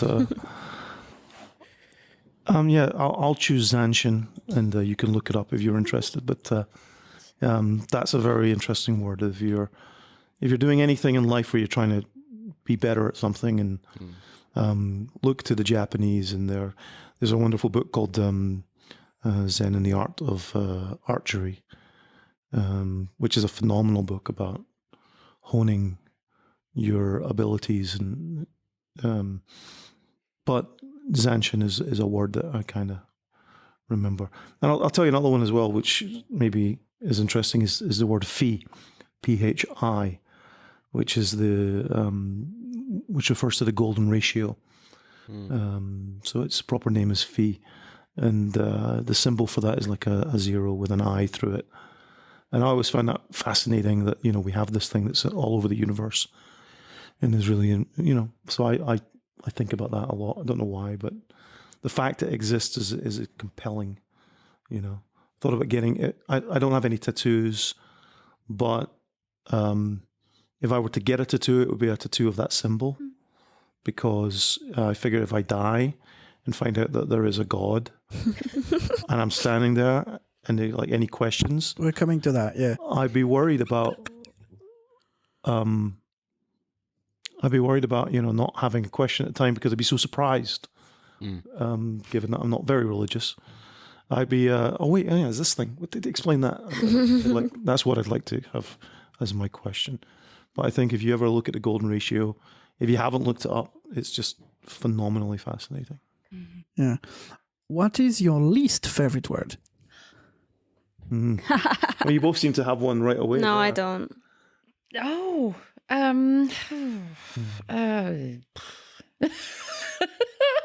don't know. Should really send those in advance now. Yeah. Yeah. Yes. Yeah. Maybe Well, we'll do that. My one last time was impossible, I think. Yeah. Yeah. Because that is my least and favorite word. It's favorite for, being a performer. There's great things with it. But Oh, you're right. Sorry, you meant the word impossible. Sorry. Yeah. Like last time it was impossible. no. Yeah, the word was impossible. Right, okay. But I think I think that's just a great, achieving it is a great thing, and using it as an excuse is the worst, Yeah. Yeah. because it's very rarely impossible. Interesting. So yeah, does that inspire any? Yeah. I think my least favorite word is probably no. Because if you say no to something, then you never know what could happen. Yeah. I find myself saying no to lots of opportunities that I always regret. And the only one recently that I didn't say no to was that trip to Korea and Japan. Basically, I got that phone call and I spoke to my mum and I spoke to my dad, and they both went, "Why are you even thinking about it?" And I was like, because it's expensive, and and there's all of these factors, and they were like, "Well, are you going to say no to something like that?" And I was like, "Oh, I guess not." I mean, I guess I just got to say yes to not everything, but lots of things. You should maybe just try and say yes, or think about what the consequences would be if you said yes rather than no. Mm-hmm. So Nice. Cat? Brexit, but we'll not go there. Oh, yeah. oh yeah, I hate that word. That was Tell me about Alan. It was Alan. What was his surname again? You'll listen in a few weeks' time, a month. Alan MacDonald, the co-screenwriter on Anna and the Apocalypse. That was his least favorite word. Oh, Yeah. Yeah. Aw. Yeah. Um, Well, yeah, we that's a whole other podcast. But Yeah. We won't go there, but it's But, for the No, I don't like that Yeah. word. I'll tell you what's interesting about that word is the word. Remember when the word was kind of a weird thing, Yeah. and now it's Everywhere. soaked up all of this meaning. Mm. You know, it started off as just as an abbreviation and a kind of crap one, Yeah. and now it's just whereas Trump used to be a really bad card game. Yeah. You Yeah. know, Top Trump. but Oh, now it's So what's interesting about Brexit more than anything else is that word had no meaning at all 5 years ago. Mm. And then when it was around, it was just kind of a silly, thing. And now, in all of our minds, it means so much. Whether you support it or not, I don't. But I think it's interesting that the power of words can be illustrated by how a complete non-entity word that didn't exist suddenly has such power. Yeah, we had this discussion in depth more on that episode about where Scotland's version where Indie Ref became the abbreviation, and even then we don't really think about, we call it the referendum, the not Indie Ref really, as opposed to, we don't say the EU referendum, we say Brexit. I was like, it's curious how some abbreviations last and some just fade out into nothing really. Yeah. We're good, I think. Yeah. Yeah, all three answered, yeah. Creatively, spiritually, or emotionally, what turns you on? What weird question. You really? You need to realise these words before. I only got 3 hours sleep. You expect me to function. Yeah, maybe we should send these before. Didn't 'cause we this used could be to? more interesting. Sometimes I do, yeah, but I stopped. I think art is for me. I think that's probably what I said last time. But I think that might be something like that. that might be in a later question where you talked about taking time to, because it was one of the questions I was going to start the podcast with, but Yann kind of answered it anyway, which was with like when Isolani began. You talked about how you tried to solve a problem in New York by just walking, because you had the ability to just walk and walk and walk and then go to museums and that. Which my question would have been like, do you remember where the first idea was? Which you answered anyway at the very beginning, because that stuck with me when I re-listened to the questionnaire. It's like, that's quite a really nice way of looking at it. But I don't remember if that was to this question or another one. But I mean, I did the same in London last week. This week I had a day that meeting might happen, might not. It didn't happen, so I went to the Victoria and Albert Museum and went around and found several things which I took photographs of. Always, basically, I see a museum as a raid, a creative raid, and I come away with stuff. And I think those things, pictures. I saw a World War I exhibit at the Met in New York, and there was a couple of images there that have stuck with me. Some of it was like some of the paintings that were done in the trenches, very simple paintings, but one of them was of like flares going off, which are there to illuminate the enemy and then kill them. But it was a beautiful picture, and I kept that because I thought finding beauty in that particular environment would be really interesting. And then when I was at the V&A, there was this glass thing hanging from the roof that looked like it had tentacles, and it's a really compelling piece of work, and everyone was taking pictures of it, and I looked at it and went, it's framed by this skylight, and I love the shape of the skylight. It's perfect. If I can get, and so I basically kind of had to half crawl into the information desk and get up to get the right angle. And I got it, and I came down, I was looking like this, I sort of hold the phone down, I look up, and there's just 2 members of staff staring at me like I'm a complete and utter idiot. But, everybody sees something different in there. There was a hall with completely, very old sculptures from gardens and, like fountains and things like that. And there was this really compelling piece, which was very contemporary porcelain. It was very, very tall. It was almost like a mini tower, but it was like scenes of writhing bodies, but none of them had any heads. So like it would be like 2 sets of legs, and it just was an amazing piece. That caught my eye, and made me think about a scene that we may shoot in this next thing. So I go there for some form of inspiration, and sometimes when I'm doing that, something that was not in my mind at all will come. So art, even when I absolutely hate it, and that's for me. I think I have 3 things really. Wandering, just for the sake of wandering. I can,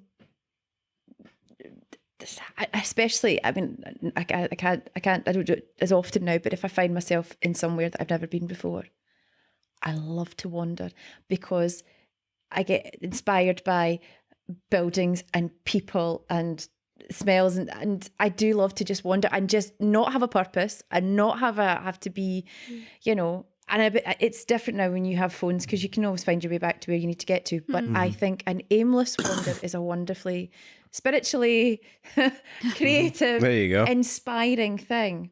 Yeah. And if I can combine that with some countryside, or a wood, or that's wonderful. But if it has to be a city, it has to be a city.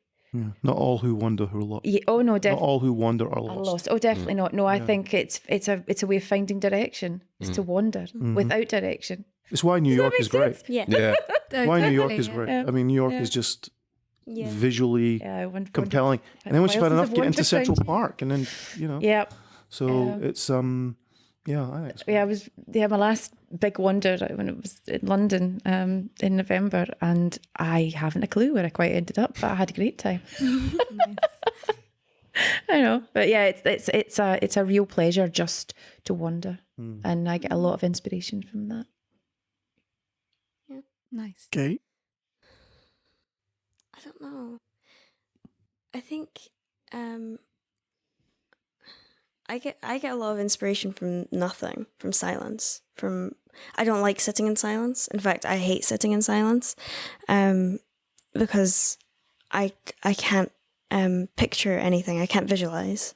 So it becomes just an empty nothing. But sometimes, because I'm a musician, the best things come out of silence.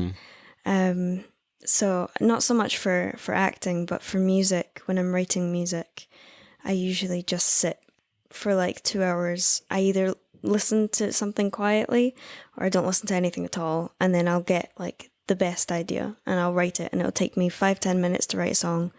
And then I'll save it, and I won't listen to it for months. And then I'll listen to it again, I'll tweak it, and then I'll put it up. And, I take it all from silence rather than trying to pick things from other things I like and make my own version of it. I just take silence and sort of I'll sit at a piano and just play, and whatever happens, if I like it, I'll record it and just go with it. I think just sort of doing and seeing what happens, and music is a huge thing for me. It's very important to me. Listening to music, I'll listen to anything. I'll listen to absolutely anything. Someone sends me a song, I'll listen to it. I'll listen to the whole thing. I'll listen to it 5 times. I'll decipher it. I'll do all sorts. So, yeah, music and silence, 2 opposites. Creatively, spiritually, or emotionally, what turns you off? Silence, also. Yeah, I mean, it does. Can't sit in silence for too long. So, it'd have to be the same answer. Cat.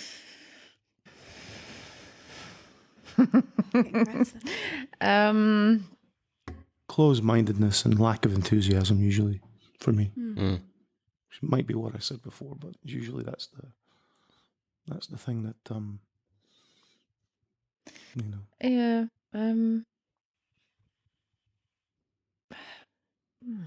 It might have been people that see money. I think might have been, and I might maybe. That's certainly people who see the world in terms of money. Yeah. In terms of valuing everything that way is very, you know, it doesn't make any sense to me. Some of those people have lots of it, but you know, if that's how you see the world, I think you've paid you've paid another price that's way too high. Yeah. But yeah, you get that sometimes, and you know, yeah, quite often people assess things by rote, you know, and they apply. You know, I believe, you know, I believe there's many much better scriptwriters than me, of course. But there is a tendency by people who are even successful to follow a very strict guideline of, you know, act structure or, you know, character defined. You know, it's just, I get why that's there, but that's kind of supposed to be a starting position. You know, it's trying to make it interesting is not necessarily successful all the time, but it is, you know, it is worth trying to break out of the norms, and then find yourself being compared to the norms. Is I find that lack of imagination to be incredibly restricting. You know, I've done things where people have criticized it quite accurately, and they were right, and you know, but then other people have criticized it from a place of what you should have done was, and that's just not good enough. So sometimes that annoys me as well. But that all comes down to lack of imagination, you know. But yeah, you know, that's my answer. Cool. What's your answer? I don't know if I've got one. I think it probably one of these ones that if I start with one, it'll unravel. I find an awful lot of just everything a lot. Sometimes there's an awful lot of repetition. A lot of shows come out; they're very similar. A lot of films. I'm not going to lie. I don't watch a lot of film. It's mainly drama. But I get so bored with the same things, the same format, that actually the pool of what I watch from, because it just does nothing for me, because it's less and less and less. And I find an awful lot of things can actually just put me right off, because they've got the same feel, the same look. People look, you know, the same look going on, the same way of speak delivery, the same. So yeah, just a kind of, and yet people see something that's amazing. Oh my God, have you watched this? Have you seen this? It's fantastic. Yeah. And I'm going, Emperor's New Clothes, this is not doing anything for me. You see that quite a lot. You know. Have you lost your microphone, Paul? Or? So I think more of the same turns me off in terms of, you know, just the lack of imagination. Like, just like you say, imagination. Yeah. It's frustrating when you see audiences absolutely adore things that you think are kind of rote or unimaginative.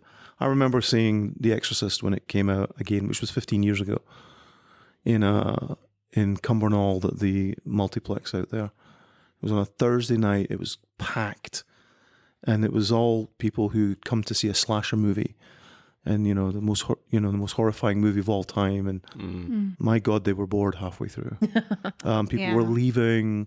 They had no tolerance for it at all. Yeah. The Exorcist is possibly the greatest movie ever made. Possibly. Not Hereditary, which is our new version of.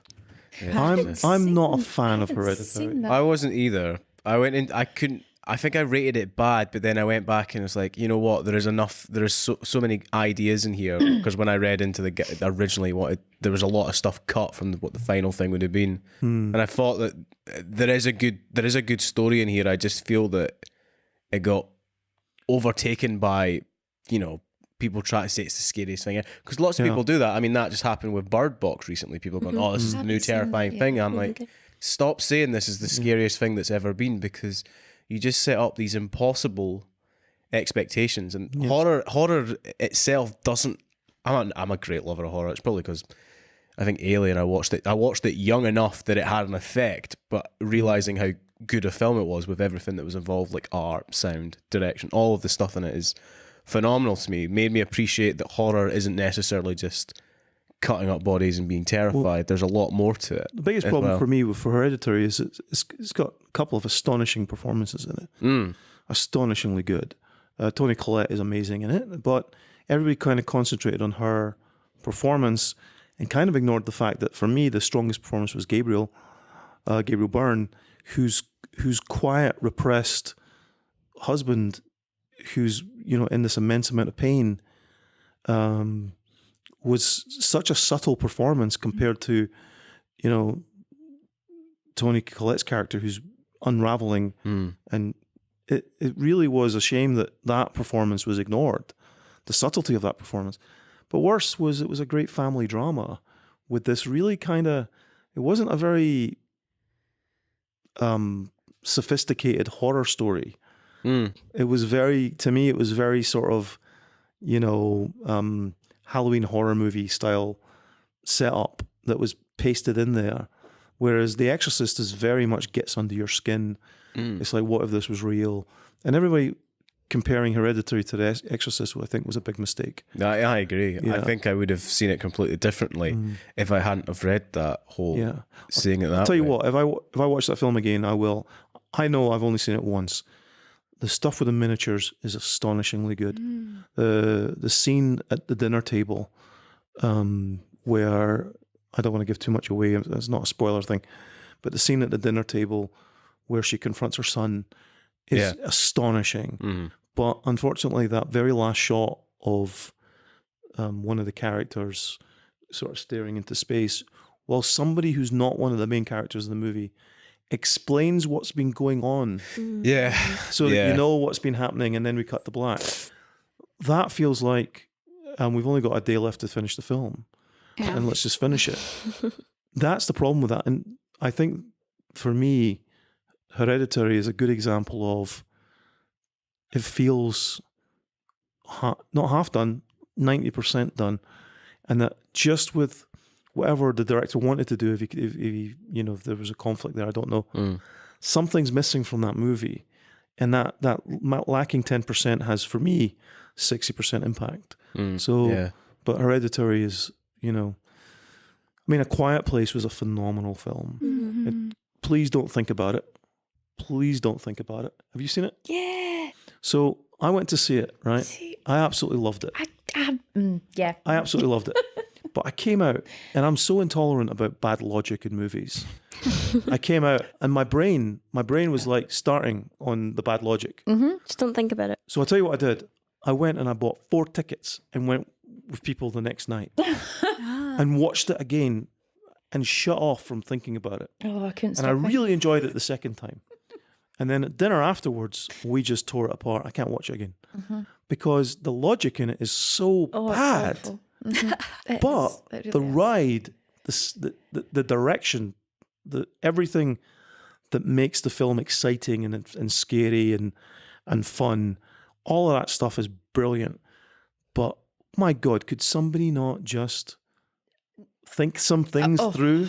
Yeah. Yeah, I got halfway through it and I got to the birth bit and I just was like, I know. Why don't you? What woman have you ever? Yeah, or even better, why don't you live beside the waterfall? All that stuff. Yes. But the fact is that the theme park ride element of that movie is great, and I think that I can kind of forgive it and put it into this is a movie ride. However, Yeah. a lot of my friends had the same problem. They went to see it and came out and went. Because halfway through they're like, but wait a minute, if you can come and talk here, why don't you live here? I have the same thing with, because I don't know, I have a whole story of like not being able. I remember when my parents had loved film and they got the original Saw and I wasn't allowed to see it, so I obsessed about trying to see it, and I saw it and I loved it because I thought the first one was great, but you can drive about 18 trucks through all the logic in the first one, and then the rest of them, because we watched them all last year as part of a series thing. God. That's like, yeah, you ran with an idea into the ground, but the first one to me was amazing. But I agree, the whole thing of like, you look at it and go, oh, but hang on, the idea of suspending belief just enough, and that's where a film really works, is that this doesn't work, but you don't care. and you're taking with the story. I do think too many films take a liberty with that because the audience is just too interested in just not thinking. I think that I wanted to love Quiet Place so much, but I can't abide. I just have a very low tolerance for stupidity, and I can't. And I wanted so badly to. Look, we could pick it apart and we'd be. I know. Yeah, absolutely. Yeah. But I do think the Hereditary, because it was such a good film in, like I said, 90%. That 10%, I think, shone too brightly for me personally. So I don't know. I go see movies that I think are absolutely terrible, and the audience just loves it, and that's fine. At the end of the day, it should be whatever you want. What I don't like is I can't stand. I don't believe there are any film critics left, with a few exceptions. I think Mark Kermode, I do not agree with him. More than 50% of the time. I think sometimes he's off for me. But he is a genuine film critic. He is the real deal. We need another Pauline Kael. I mean, although she was political and kind of had a lot of control in her in her time. But, what's his name? Roger, great film critic. But now, if you read film... Ebert Roger Ebert, now you read film critics, especially if you're a filmmaker, right? You read film critics and you realize about, I would say 95% of them are, what I would do is, and what he didn't do or she didn't do was, or, I really like this aspect of the nature of this movie, therefore I'm going to give it a better review. Just tell me from a critical point of view what the film is and evaluate it. Don't tell me what happens, because that's not a film review. Don't tell me what you would have done, because you're not doing it, so that's not a film review. Also, when you're a filmmaker, you kind of lose, I've just told you what I think about Hereditary, but that's purely my opinion. It is purely my opinion. I have no license to criticize anybody in terms of, what I would do instead, because, I wasn't there. I think film critics, they kind of annoy the crap out of me right now, because you just see so much stuff that is, I think, counterfeit. You see a movie that's got 100% rating from all the critics, 20% from the audience. Why is it skewed so much? Barry Norman could go and see a movie that he would never choose to go and see that movie on a Saturday night just for fun, because it's totally outside of his comfort zone, and give you a really good critique of it as it is of itself and who it's for. Whereas now, people don't like horror movies. They get sent to a horror movie and they give it a bad rating, and all that kind of stuff. Yeah. So I think movie criticism has eroded to the point where very few are non-agenda based. Very few are non-biased in terms of, and very few are, actual what I am as a film critic, not a frustrated filmmaker or actor or anything like that. They come in and go, this is what I like about podcasts here. You guys discuss as, you're in the business, but you're also discussing it in an honest, this is what we got from the movie. This is what we felt about the movie. And we know that's what it is, so that, there's an honesty to the podcast. And there are other ones that do that as well and do it very well. But when people take a position of authority and you go, wait a minute, this is wrong. And then you see a movie that you were told was terrible and find out that, wait a minute, this is really good. A critic should be able to say, I didn't personally enjoy this because it's not my kind of thing, but it's a good movie for these reasons, or it has an audience. So the Wing of the Fire, Yann. It's not out yet. Not yet. I struggled, but I recognized all the. So A Quiet Place. I take it. If you take only the first 10 minutes as one of the greatest masterclass on show don't tell, just like the 10 minutes of Where Do We Go From Here, where Jim Sweeney is in actually. That's I love the two specific the first 10 minutes. Next question. Oh God, yeah. What is your favorite curse word. Sorry, I'm going to say it is Oh 2:34. my goodness, is it Oh my really? God. Right, yeah, Yeah. because I'm going to have to get back to I was Air. just saying that I don't know if you guys need to do stuff because it's actually much later than I I'm thought. going to the film at 4. Yeah, so Yeah, well, why don't we No, do the no, questions it's very fine. quickly? Yeah, One word yeah. answers. Cool. Ha! Lightning round Yeah, question. lightning round. Curse word. Favorite. Enculé. Favorite Again. Curse word. Favorite curse Microphone word. is not in word. front of you. Beware. Favorite curse word. fuck. Mine too. I don't have one. You don't have one? No, Do you have an exclamation that you like? no. No. I don't tend to use them very often. No. So. Okay, I'll just switch question. It's fine. If God exists, what would you like her to say when you arrive at the pearly gates? Just use they. This is the meaning of the golden ratio. Why are you here? I feel like that's an accurate question. What? Leave.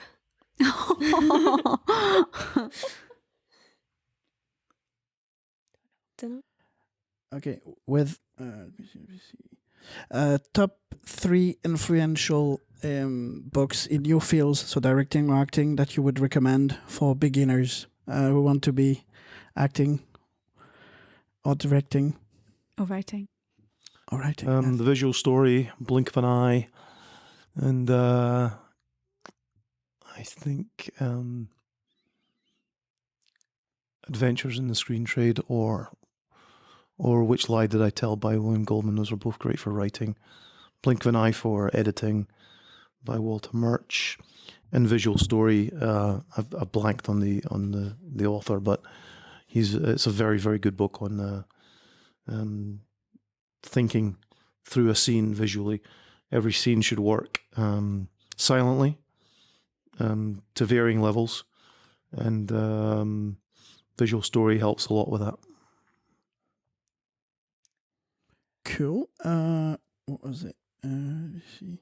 And we'll just switch to. Do you have any? Anything Mamic, practical aesthetics based. Yep. The smaller the volumes, the simpler the message. Yeah. That little book is That little book is what I come back to time and time again. If I need stuck or need refreshed, Yeah. boom, I go back to. Yeah. I I go read back that to before that. working with actors. Yes. I read that before working with actors. Yeah. It's there's no nonsense to it. It's just very straightforward. Awesome. Mm. Do you want to? Bonus questions, guys. I've No. not got. I don't. No? Nope. Okay. Bonus questions, guys. Oh. Hold on. If I wanted to get into manga, because you're huge into what's the first series anybody should pick up? Ah. Because that's the thing is I've got an interest in it. My son's got tons of stuff. Do And I- not start any of the series that have tons of books. Yeah, do that's not the do problem. it. Every Do se- not. every- Well, fans first. Everyone tells you Naruto, Bleach. When I was going to say Naruto because Yeah. that's been the most accessible for. I get it, but because there are so many ways to get manga now, and it's Right. almost all translated, there's no need to start with those. You know, you can read them later if you really want to. It depends what you're into. There's a really bad manga that I very much enjoy that's called High School of the Dead, and it's a zombie nonsense, right? But I watched it when I was way too young to watch it. It's an 18. I watched it when I was 13, and and I really enjoyed it because it was the first zombie thing I'd ever seen that was like Japanese, and I was like, huh. And I ended up buying the like color editions of the manga. So that Full Metal Alchemist is really good. All right. It's quite a big one, but it's a good one. Okay. And there are lots of others, but you know, my bookshelf's full of them. So. I'd recommend Death Note. Death Note's good. Death Note's good. Yeah. Do not watch the Netflix film. No, Not the Netflix. Watch the TV, the anime. Yeah, in the animes. in the Japanese. The anime is Sure. very, very, very good. Yeah. The Netflix film I managed to sit all the way through, which is very impressive. Well It's so bad. We didn't. we left like 10 minutes in. We did get through it. It does have a sequel coming though, however. Oh my god. Fantastic. I know, eh, I so- can't wait for them to ruin. Yeah, I know, eh? I'll be delighted. With But with yeah. Nat Wolff, the brother of the son in Hereditary. Yes. Oh, yes, yeah, that's that, true. yeah. I thought it was the same guy, but no. They're not the same guy. The acting in that film is so bad. Oh, It's so bad. such a shame. Because there are good actors in it, actually. Like, Yeah. I've seen them in other stuff. And is it Lake Keith? Oh, the guy who's in Get Out as well. Who's Elle, who's in Get Out, and he's Yeah. in a lot. He was in Atlanta. Brilliant actor, but just bad. I think out of everyone, he was the best. Yeah. Yeah. And that shows something because he Yeah. still wasn't very good. Yeah, he's in he's it. talented So actor. he was the best, though. I think that's good. Any bonus questions, guys? I think we I asked. felt like we spoke for I think we got a hours. lot. We did. I think we got a lot. We did. I'm sorry if we It's took you okay. away from your... It's plugging time. Go Podcast Rangers. Oh, Keep yeah. plugging Podcast Rangers. Go Podcast. So, guys, do you have any plays at the moment that are about to be out? Isolani, where is it going? Go and see Isolani. It's the only thing I'm in. Isolani, we just settled a TV and SVOD deal for the UK, and digital distribution's about to be sorted out with the UK as well. America's pending, China's almost done, and so it will start to appear in things like Sky and Netflix. Oh, no. In the next few months. Wow, amazing. That's amazing news. Oh, that's an exclusive. I don't like that. Excellent. That's amazing. You can watch yourselves, Great. all Oh, day. fantastic. That's something Wow. I'll definitely do. Any other stuff to plug before we are done? Nothing that I'm in. Currently, no. Cool. Thanks so much, guys. Thank you. Thank you. We were Adam. Anouk. Yann and Kate. Cat. And Paul. bye-bye. Bye. Thank you for listening to another episode of the Good, the Bad, and the Just Plain Standard podcast. If you like what you heard, you can leave us a review via iTunes. If you want to keep up to date with what we're doing, you can check us out on Facebook and Instagram at Good, Bad, Standard Podcast on both platforms. If you fancy seeing the live streams that we talk about on the podcast, they can be found on youtube.com. You search for Milk in a Wineglass. There are other bits and bobs on there too, just to see what Yann's up to during the week. And if you really like us, like really, really like us, why don't you head on over to patreon.com/goodbadstandardpodcast and have a look if you want to support us. Any small donation is appreciated.